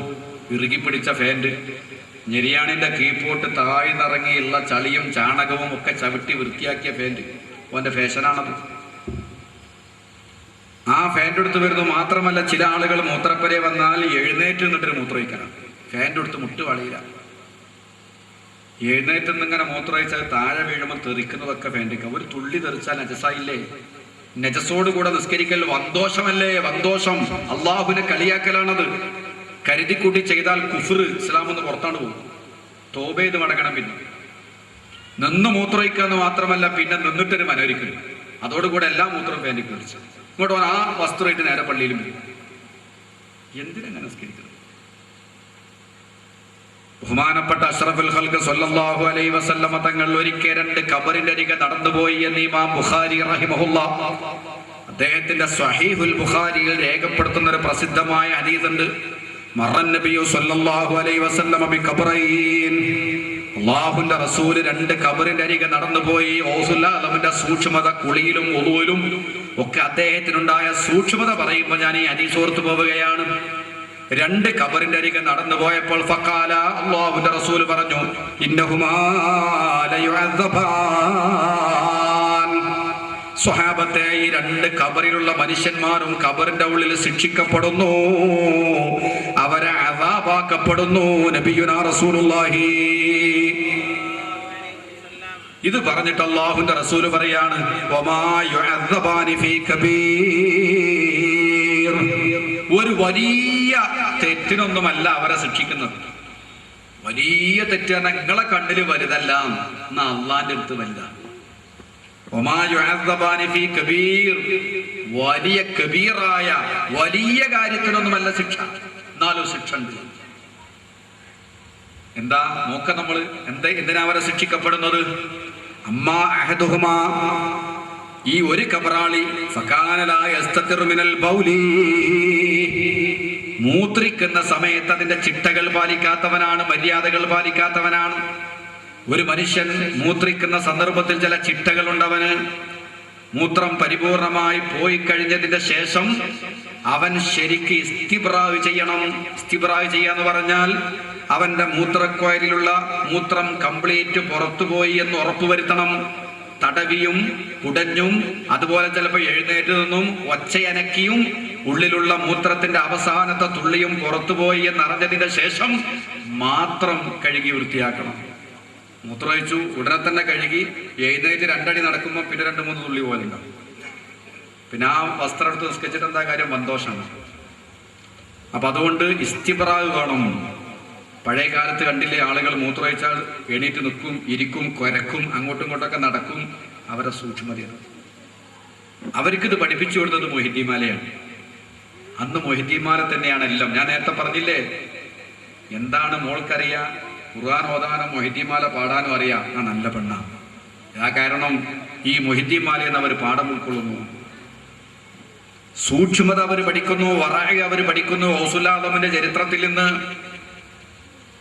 അങ്ങനെ അല്ലാഹുവിന്റെ റസൂല് പറയുന്നു, ഈ കബറാളിയെ ശിക്ഷിക്കപ്പെടാനുള്ള കാരണം അവൻ മൂത്രമൊഴിച്ചു കഴിഞ്ഞാൽ ഇസ്തിബ്റ ചെയ്യൂല, മൂത്രിക്കുമ്പോൾ ചിട്ടകളൊന്നും പാലിക്കൂല, മറ വേണം, ജനങ്ങൾക്ക് ബുദ്ധിമുട്ടുണ്ടാകുന്ന സ്ഥലത്താവരുത്. മൂത്രിച്ചു കഴിഞ്ഞാൽ ശരിക്ക് ഇസ്തിബ്റ നടത്തി കംപ്ലീറ്റ് മൂത്രം പോയതിന്റെ ശേഷം മാത്രം കഴുകി വൃത്തിയാക്കണം. ഒരു തുള്ളി മൂത്രത്തോടു കൂടെ നിസ്കരിച്ചാൽ അവന്റെ നിസ്കാരം ശരിയാവില്ല. രണ്ടാമത്തെ ആളെ പറ്റി അല്ലാഹുവിന്റെ റസൂല് പറഞ്ഞു, അമ്മല്ലാഹറു, അപ്പോൾ മറ്റേ ആള് ഫകാന യംശീ ബിന്നമീമ, അവൻ നമീമത്ത് പറഞ്ഞ് നടക്കുന്നവനാണ്. അവൻ നമീമത്ത് പറഞ്ഞ് നടക്കും. നമീമത്ത് എന്താ? 2 ആളുകളെ പരസ്പരം തെറ്റിക്കാൻ വേണ്ടി ഫിത്നയുണ്ടാക്കുന്നവൻ, ആളുകൾക്കനുസരിച്ച് സംസാരിച്ച് ജനങ്ങളെ തമ്മിലടിപ്പിക്കാൻ വേണ്ടി സംസാരിക്കുന്ന പണിയാണ് ഇവന്. ഈ 2 ആളുകളെയും ഖബറിൽ ശിക്ഷിക്കപ്പെടുകയാണ്. എന്നിട്ട് അള്ളാന്റെ റസൂൽ എന്ത് ചെയ്തെന്നറിയാമോ? സുമ്മ അഖദ ജരീദത്തൻ റത്ബത്തൻ, ഒരു പച്ച ഈന്തപ്പന മടൽ പ്രവാചകൻ എടുത്തു. ഫശക്കഹാ നിസ്ഫൈൻ, 2ആയി പിളർത്തി. എന്നിട്ട് ഫഗറസ ഫീ കുല്ലി ഖബറിൻ വാഹിദത്തൻ, ഓരോ ഖബറിലും ഓരോ മട്ടല് ഈന്തപ്പനയുടെ മടൽ കുത്തി. സഹാബത്ത് ചോദിച്ചു, ലിമ ഫഅൽത ഹാദാ യാ റസൂലല്ലാഹ്, അല്ലാഹുവിന്റെ റസൂലേ, എന്തിനാണ് ഈ ഖബറിന്റെ മുകൾ തങ്ങൾ ഈന്തപ്പനയുടെ മടൽ കുത്തിയത്? എന്തിനാ മട്ടല് കുത്തിയത് എന്ന് ചോദിച്ചു. കാല, തങ്ങൾ പറഞ്ഞു, ലഅല്ലഹു യുഖഫഫു അൻഹുമാ മാ ലം യൈബസാ, ഈന്തപ്പന മടൽ ഉണങ്ങുന്നത് വരെ ആ 2 ഖബറാളികളുടെയും ശിക്ഷ ലഘൂകരിക്കപ്പെടാൻ ഇത് കാരണമായേക്കും. എല്ലാ പച്ചയായ സാധനങ്ങളും അല്ലാഹ്ക്ക് ദിക്റ് ചെല്ലുന്നുണ്ട്. അതുകൊണ്ട് ഈ പച്ചയായ ഈന്തപ്പന മടലും അല്ലാഹ്ക്ക് ദിക്റ് ചെല്ലും. അതിന്റെ ദിക്റിന്റെ ബറക്കത്ത് കൊണ്ട് ഖബറിന്റെ ഉള്ളിൽ കിടക്കുന്ന ആളുകളുടെ ശിക്ഷ ലഘൂകരിക്കപ്പെടും. ശഫീഉനാ റസൂലുള്ളാഹി. ഹദീസ് റിപ്പോർട്ട് ചെയ്യുന്നത് ബഹുമാനപ്പെട്ട ഇമാം ബുഖാരി. ഈ ഹദീസിന്റെ അടിസ്ഥാനത്തിലാണ് പണ്ഡിതന്മാർ പറയുന്നത്, ഒരു ഈന്തപ്പനയുടെ മടൽ പോലും തസ്ബീഹ് ചെല്ലുന്ന ബറക്കത്ത് കൊണ്ട് ഖബറാളികളുടെ ദോഷം പൊറുക്കുമെങ്കിൽ, ഖബറാളികളുടെ അദാബ് ലഘൂകരിക്കപ്പെടുമെങ്കിൽ, ഒരു മൂമിനായ മനുഷ്യൻ അവിടെ നിന്ന് ദിക്ർ ചൊല്ലിയാൽ, ഒരു മൂമിനായ മനുഷ്യൻ ഖുർആൻ ഓതിയാൽ, ഒരു മൂമിനായ മനുഷ്യൻ ദുആ ചെയ്താൽ എന്തുകൊണ്ടും ഖബറാളികൾക്ക് ഫലം ചെയ്യും. എന്താ സംശയം? സഹീഹ് ബുഖാരിന്റെ ഹദീസാണിത്. ഈന്തപ്പന മടൽ ഉണങ്ങുന്നത് വരെ, തസ്ബീഹ് ഉണങ്ങുന്നത് വരെ എന്ന് പ്രവാചകൻ പ്രത്യേകം പറഞ്ഞിട്ടുണ്ട്. മാലം യൈബസാ, അത് ഉണങ്ങാത്ത കാലത്തോളം ഖബറാളികൾക്ക് അതുകൊണ്ട് ഗുണം കിട്ടും, ശിക്ഷ ലഘൂകരിക്കപ്പെടും. അങ്ങനെ ബഹുമാനപ്പെട്ട നബി സല്ലല്ലാഹു അലൈഹി വസല്ലമ തങ്ങൾ പഠിപ്പിച്ച ഈ ഹദീസിൽ നിന്ന് പ്രിയപ്പെട്ട സഹോദരന്മാരെ ഒരു കാര്യം ആലോചിച്ചു നോക്കൂ. മൂത്രിക്കുന്ന സമയത്ത് ചിട്ടല്ലാത്തത് കൊണ്ട് തന്നെ ഖബറിൽ ഉമ്മട്ട അദാബുണ്ടെങ്കിൽ നിസ്കരിക്കാത്തവന്റെ അദാബ് എങ്ങനെയിരിക്കും?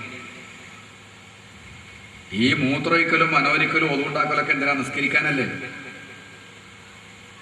മൂത്രമൊഴിക്കുന്ന സമയത്തുള്ള ചിട്ട പോലും ഇല്ലാത്തതിന്റെ പേരിൽ ഖബറിൽ കഠിനമായി അവനെ ശിക്ഷിക്കപ്പെടുന്നുണ്ടെങ്കിൽ നിസ്കാരം ഖളാ ആക്കുന്ന കരുതിക്കൂട്ടി ഒഴിവാക്കുന്നവന്റെ കഥ പിന്നെ പറയണം.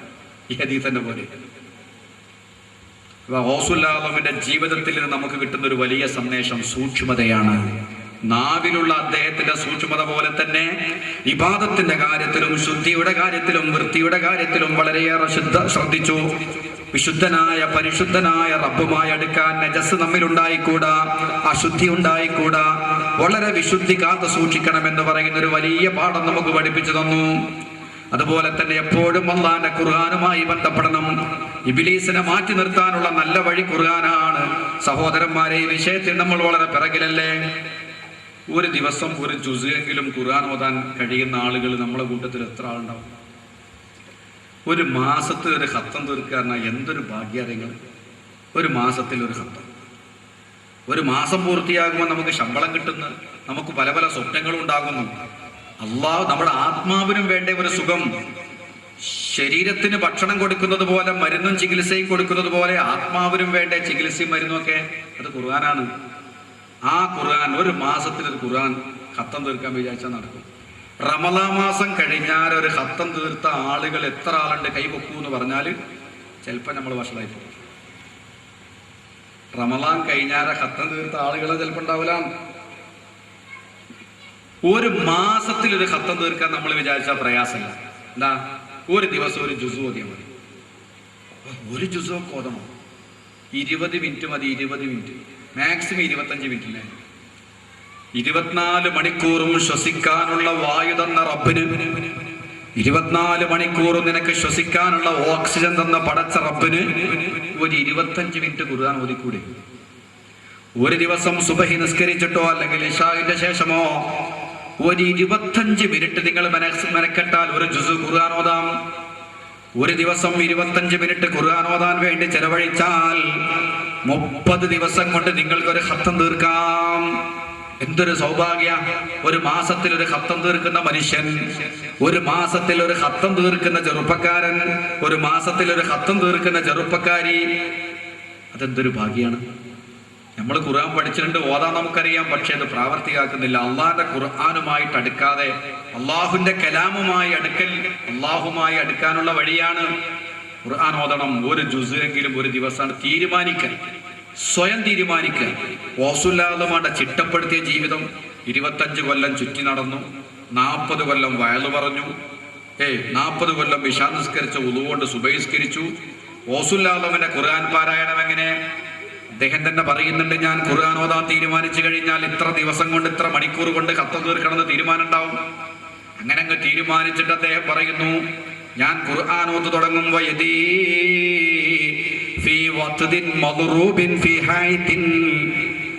ചുമരിൽ ആണി മേടിയിട്ട്, ചുമരിൽ കുറ്റി മേടിയിട്ട് എന്റെ കൈ ഞാൻ പിടിച്ചിട്ട് ചുമരുമ്പലേക്ക് കെട്ടും. ഒരു കാലിൽ ഞാൻ നിൽക്കുകയും ചെയ്യും. എന്തിനാണ് അങ്ങനെ ചെയ്യുന്നത്? ഖുർആൻ, എന്നിട്ട് ഞാൻ ഖുർആൻ ഓത്തു തുടങ്ങും. ഉറങ്ങിപ്പോകുമോ എന്ന് പേടിച്ചത് കൊണ്ട്, അല്ലെങ്കിൽ ഉറങ്ങിപ്പോകും, ഇരുന്നോതിയാൽ ഉറങ്ങിപ്പോകും.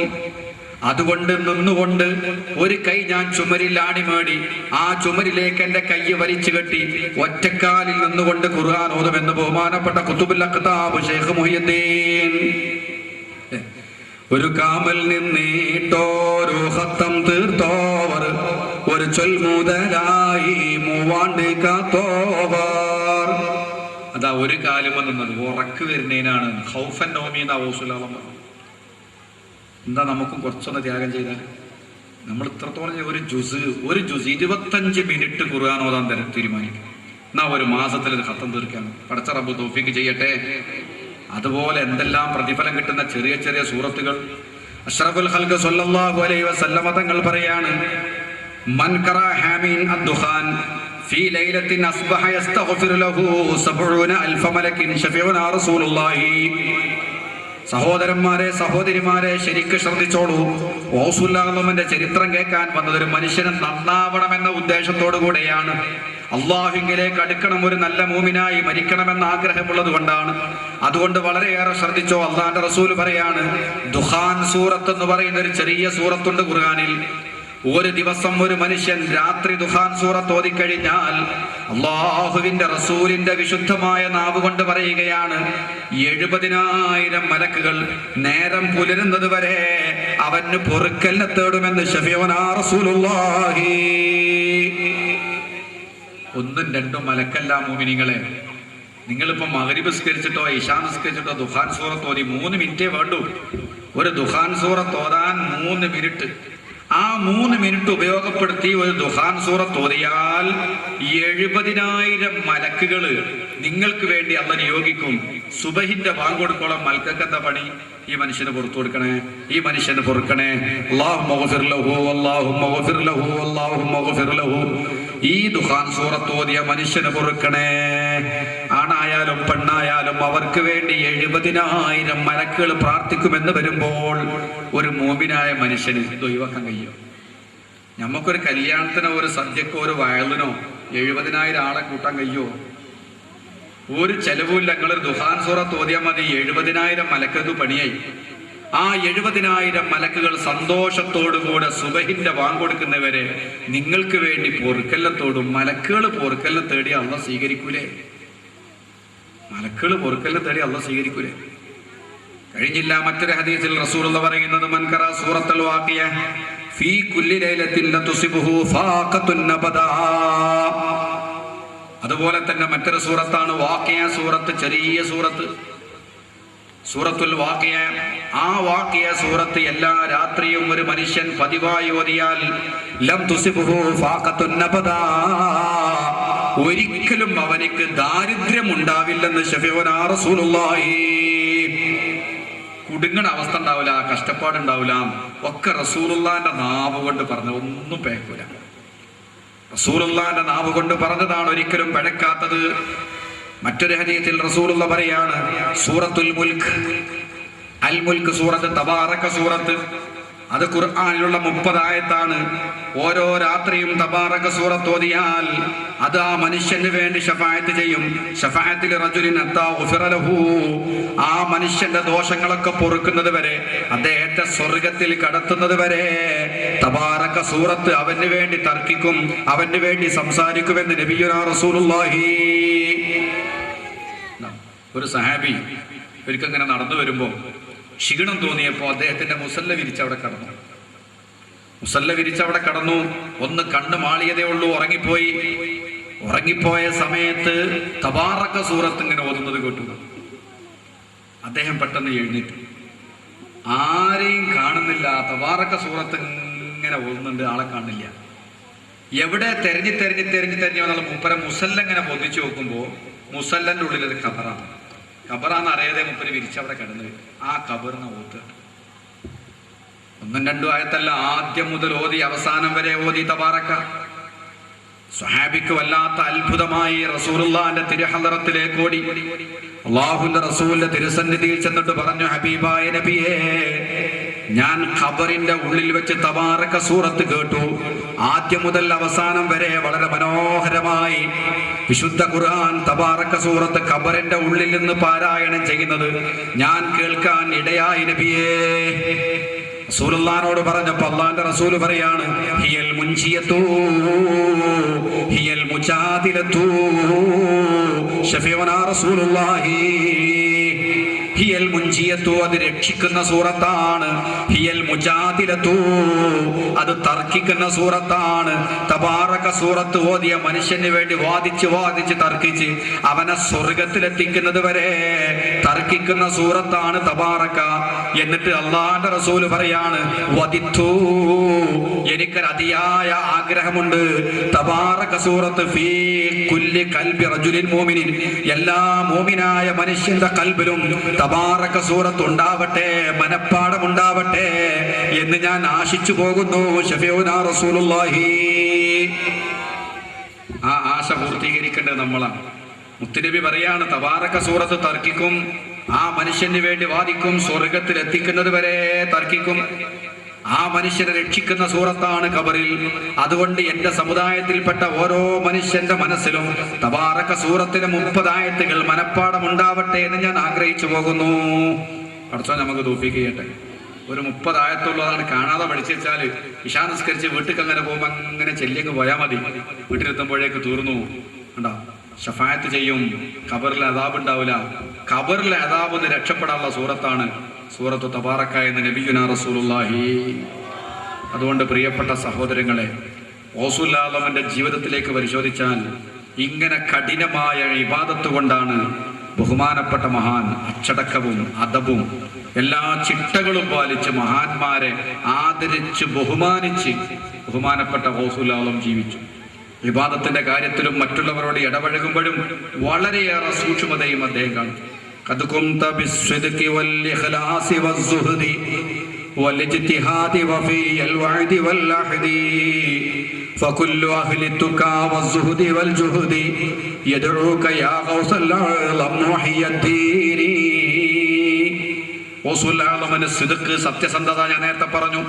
സത്യം മാത്രമേ പറഞ്ഞിട്ടുള്ളൂ. ഇഖ്ലാസ്, വളരെ ആത്മാർത്ഥമായി പടച്ചറപ്പിന്റെ വജഹിന് വേണ്ടി സേവനം ചെയ്യുന്ന മഹാൻ. സുഹൃദ്, ദുനിയാവിന്റെ എല്ലാ സുഖങ്ങളോടും വിട പറഞ്ഞു. ഇജ്തിഹാദ്, കഠിനമായ പരിശ്രമം. വഫിയൽ വഅദി വൽ അഹദി, ഒരു വാക്ക് പറഞ്ഞാൽ ആ വാക്ക് പാലിക്കുമായിരുന്നു.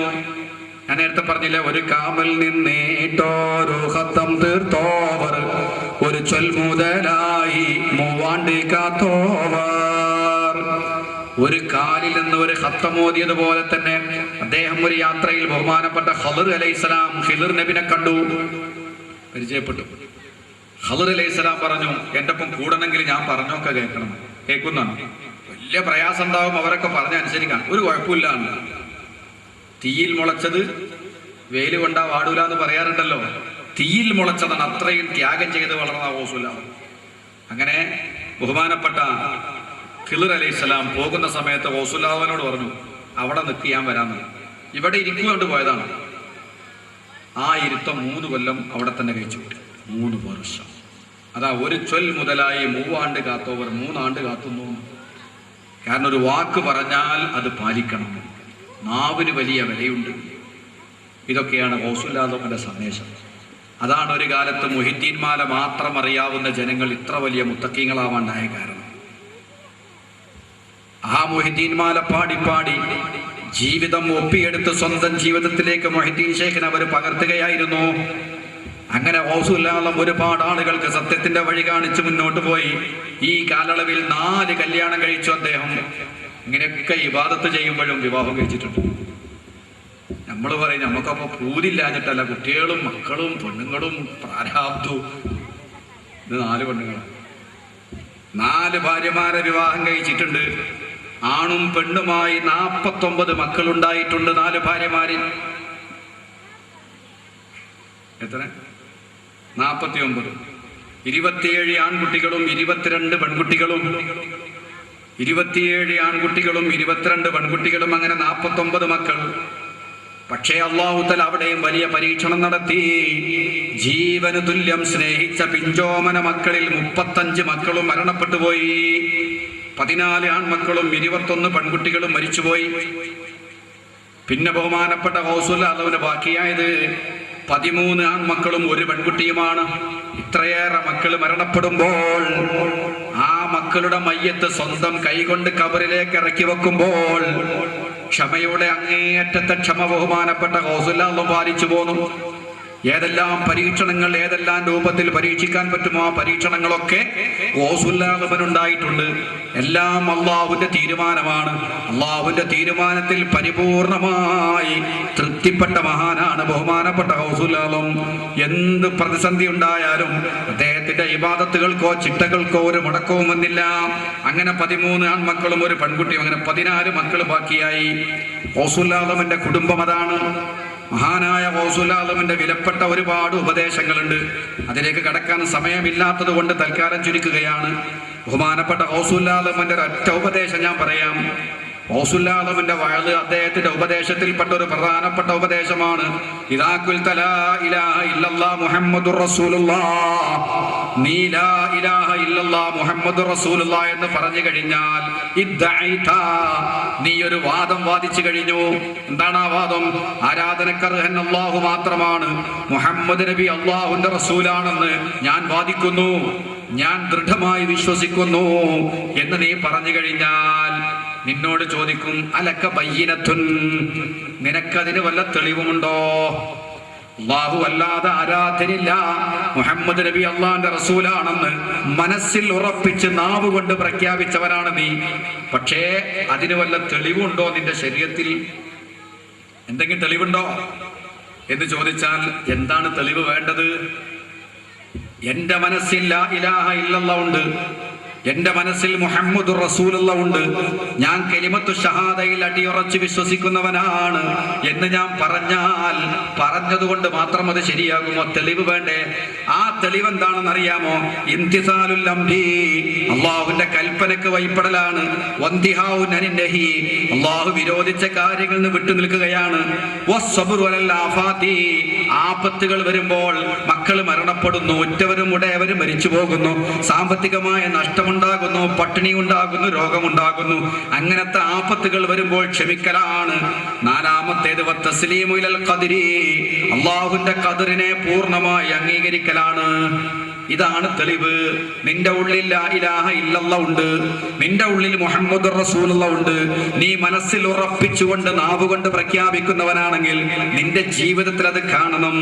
നിന്റെ അവയവങ്ങൾ അല്ലാഹു കൽപ്പിച്ചത് ചെയ്യുന്നവനാവണം, അല്ലാഹു വിരോധിച്ച കാര്യങ്ങളിൽ നിന്ന് വിട്ടുനിൽക്കുന്നവനാവണം, ആപത്തുകളും മുസീബത്തുകളും വരുമ്പോൾ ക്ഷമിക്കുന്നവനാവണം, അല്ലാഹുവിന്റെ തീരുമാനങ്ങളെ പൂർണ്ണമായി അംഗീകരിക്കുന്നവനാവണം. ഈ കാര്യങ്ങൾ ഉണ്ടെങ്കിൽ നിന്റെ ഉള്ളിൽ ലാ ഇലാഹ ഇല്ലല്ലാഹ് ഉണ്ട് എന്നതിന് തെളിവാണ്. കൽപ്പിച്ച കാര്യങ്ങളൊക്കെ വേണം, വിരോധിച്ച കാര്യങ്ങളൊക്കെ വിട്ടുനിൽക്കണം. എന്നാൽ തന്നെ നിന്നിൽ നിന്ന് സ്വീകരിക്കണം എന്നില്ല. റസൂലുള്ളാഹി പറയാ, 5 നേരവും നീ നിസ്കരിച്ചു, നീ വിശുദ്ധമായ മാസത്തിൽ നോമ്പ് നോറ്റു, നീ ഒരുപാട് പണം ചെലവാക്കി ഹജ്ജിന് പോയി, എന്നാൽ തന്നെ അള്ളാഹു അത് സ്വീകരിക്കണമെന്നില്ല. വൈദാ അമിൽത ഹാദിൽ അഅമാൽ മാ തുഖ്ബലു മിൻക ഇല്ലാ ബിൽ ഇഖ്ലാസ്, ഈ കാര്യങ്ങളൊക്കെ നീ ചെയ്താൽ തന്നെ ഇഖ്ലാസ് എന്ന് പറയുന്ന ഗുണമുണ്ടെങ്കിൽ മാത്രമേ അത് സ്വീകരിക്കുകയുള്ളൂ. ഹജ്ജിന് പോയത് എന്തിനാണ്? അള്ളാഹിനെ സ്നേഹിച്ചിട്ട് സ്നേഹത്തിന്റെ കടുപ്പം കൊണ്ടുപോയതാണ്, എന്നാൽ അത് സ്വീകരിക്കപ്പെടും. അതല്ല, നമ്മളെ വീട്ടിൽ പശുവിനെ നോക്കിയവനും പോയി, നമ്മളെ വീട്ടിൽ നെല്ല് കുത്താൻ വന്നിനെ പെണ്ണുങ്ങളും പോയി, അതിറ്റൊക്കെ മക്കള് മക്കത്തെത്തി മക്കളെ വെളിയാളോടിൻ്റെ കൂല് പോയി, ഞാൻ ഇഞ്ഞും പോയിട്ടില്ല. പെണ്ണുങ്ങൾ പറയും ഓരും പോയി, മറ്റോളും പോയി, ഇവളും പോയി, നീ എനിക്ക് പോകാൻ പറ്റൂല അറിയാം. അല്ല, അള്ളാഹിനെ സ്നേഹിച്ചിട്ടാ? അപ്പുറത്തും ഇപ്പുറത്തുള്ളവരൊക്കെ നമ്മളെ പശുവിനെ നോക്കിയ ആളും നമ്മളെ വീട്ടിൽ നെല്ല് കുത്താൻ വന്ന സ്ത്രീയും വീട് തുടക്കാൻ വന്ന സ്ത്രീയും ഒക്കെ പോയ സ്ഥിതിക്ക് ഞാൻ പോക്കാൻ പറ്റൂല. ഇഖ്ലാസാണ്. അതാ റസൂലുള്ളാഹി പറഞ്ഞു, നീ ഇങ്ങനെയൊക്കെ അമൽ ചെയ്താൽ തന്നെ ആ അമൽ സ്വീകരിക്കണമെങ്കിൽ 100% അള്ളാഹ്ക്ക് വേണ്ടി എന്ന നിയ്യത്ത് വേണം. വേറൊരു ലക്ഷ്യം ഉണ്ടാകാൻ പാടില്ല. വലാ യുഖ്ബലു ഖൗലുൻ ബിലാ അമൽ, നിന്റെ വാക്ക് സ്വീകരിക്കണമെങ്കിൽ അമൽ വേണം, അമലില്ലാതെ വാക്ക് സ്വീകരിക്കുകയില്ല. വലാ അമലുൻ ബിലാ ഇഖ്ലാസ്, ഇഖ്ലാസ് ഇല്ലാതെ നിന്റെ അമലുകളും സ്വീകരിക്കുകയില്ല. കണ്ടോ? അമൽ സ്വീകരിക്കണമെങ്കിൽ ഇഖ്ലാസ് വേണം, വാക്ക് സ്വീകരിക്കണമെങ്കിൽ അതുപോലെ അമൽ ചെയ്യുന്നവനാവണം. ബഹുമാനപ്പെട്ട ഗൗസുൽ ഉപദേശമാണത്. അതുപോലെ ചെറുപ്പക്കാരോട് പ്രത്യേകം പറയുകയാണ്, ഫീ ഫിതിയതിക സുജാജുൻ മുകസ്സറുൻ വഅൻത തഅകുലുഹു, യുവാക്കളെ, നിങ്ങളെ യുവത്വത്തിന്റെ പ്രസരിപ്പിന്റെ കാലഘട്ടത്തിൽ നിങ്ങളെല്ലാം മറക്കുകയാണ്.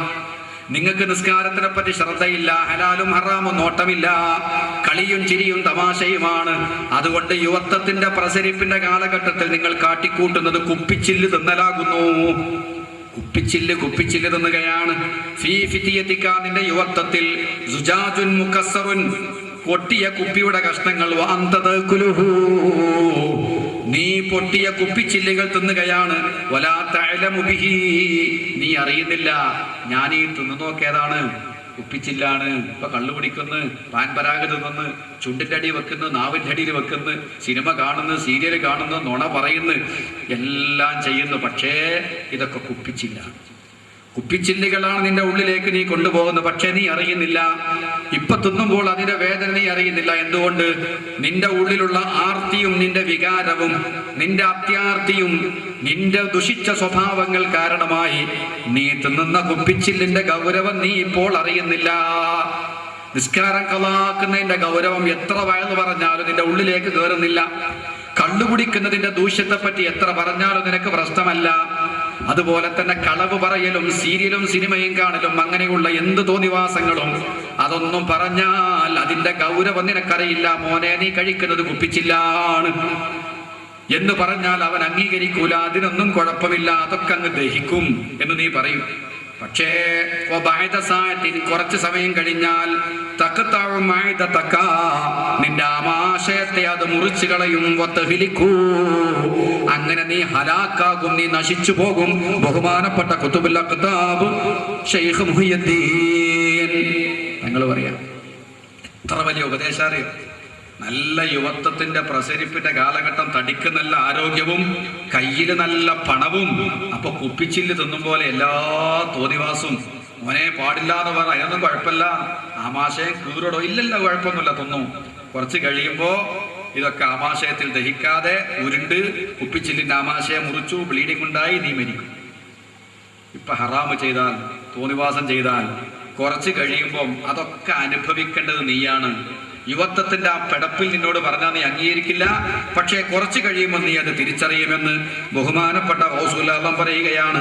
അതുകൊണ്ട് പ്രിയപ്പെട്ട സഹോദരങ്ങളെ, ഗൗസുൽ ആലമിന്റെ ജീവിതവും അദ്ദേഹം നമുക്ക് നൽകിയിട്ടുള്ള സന്ദേശങ്ങളും മുഴുവൻ മനുഷ്യർക്കും വഴികാട്ടിയാണ്, അള്ളാഹുവിലേക്ക് അടുപ്പിക്കാനുള്ളതാണ്. പഴയ കാലത്ത് മുഹീദ്ദീന്മാരെയും ഖുർആൻ ഓതാനും അറിയുന്ന പെണ്ണാണെങ്കിൽ അവൾക്ക് പുതിയാപ്പളിനെ കിട്ടും. എന്തേ കാരണം? അത് മതി ഒരു മനുഷ്യൻ നന്നാവാൻ, ഒരു മനുഷ്യന് അള്ളാഹനെ ഭയപ്പെട്ട് ജീവിക്കാൻ. ഗൗസുൽ ആലമിന്റെ ജീവിതത്തിലേക്ക് നോക്കിയാൽ മതി. അത്ര വിശുദ്ധമായ ജീവിതം നയിച്ച മഹാനാണ് ബഹുമാനപ്പെട്ട സയ്യിദുനാ ഗൗസുൽ ആലം. അള്ളാഹു ആ മഹാനോടുകൂടെ സ്വർഗത്തിൽ നമ്മളെ ഒരുമിച്ച് കൂട്ടി തരുമാറാവട്ടെ. അദ്ദേഹത്തിന്റെ ബറക്കത്ത് കൊണ്ട് അള്ളാഹു നമ്മളെ ഇഹത്തിലും പരത്തിലും വിജയിപ്പിക്കുമാറാവട്ടെ. അള്ളാഹു സുബ്ഹാനഹു വ തആല അദ്ദേഹത്തിനോട് കൂടെ അവന്റെ ജന്നാത്തുൽ ഫിർദൗസിൽ നമ്മളെ ഒരുമിച്ച് കൂട്ടി തരുമാറാവട്ടെ. ബഹുമാനപ്പെട്ട ഗൗസുൽ ആലമിന്റെ ജീവിതത്തെ പറ്റിയുള്ള ഒരു ചെറിയ വിശദീകരണമാണ്. തൽക്കാലം ഇവിടെ അവസാനിപ്പിക്കുന്നു. നമുക്ക് 3 സ്വലാത്തിൽ ദുആ ചെയ്യാം.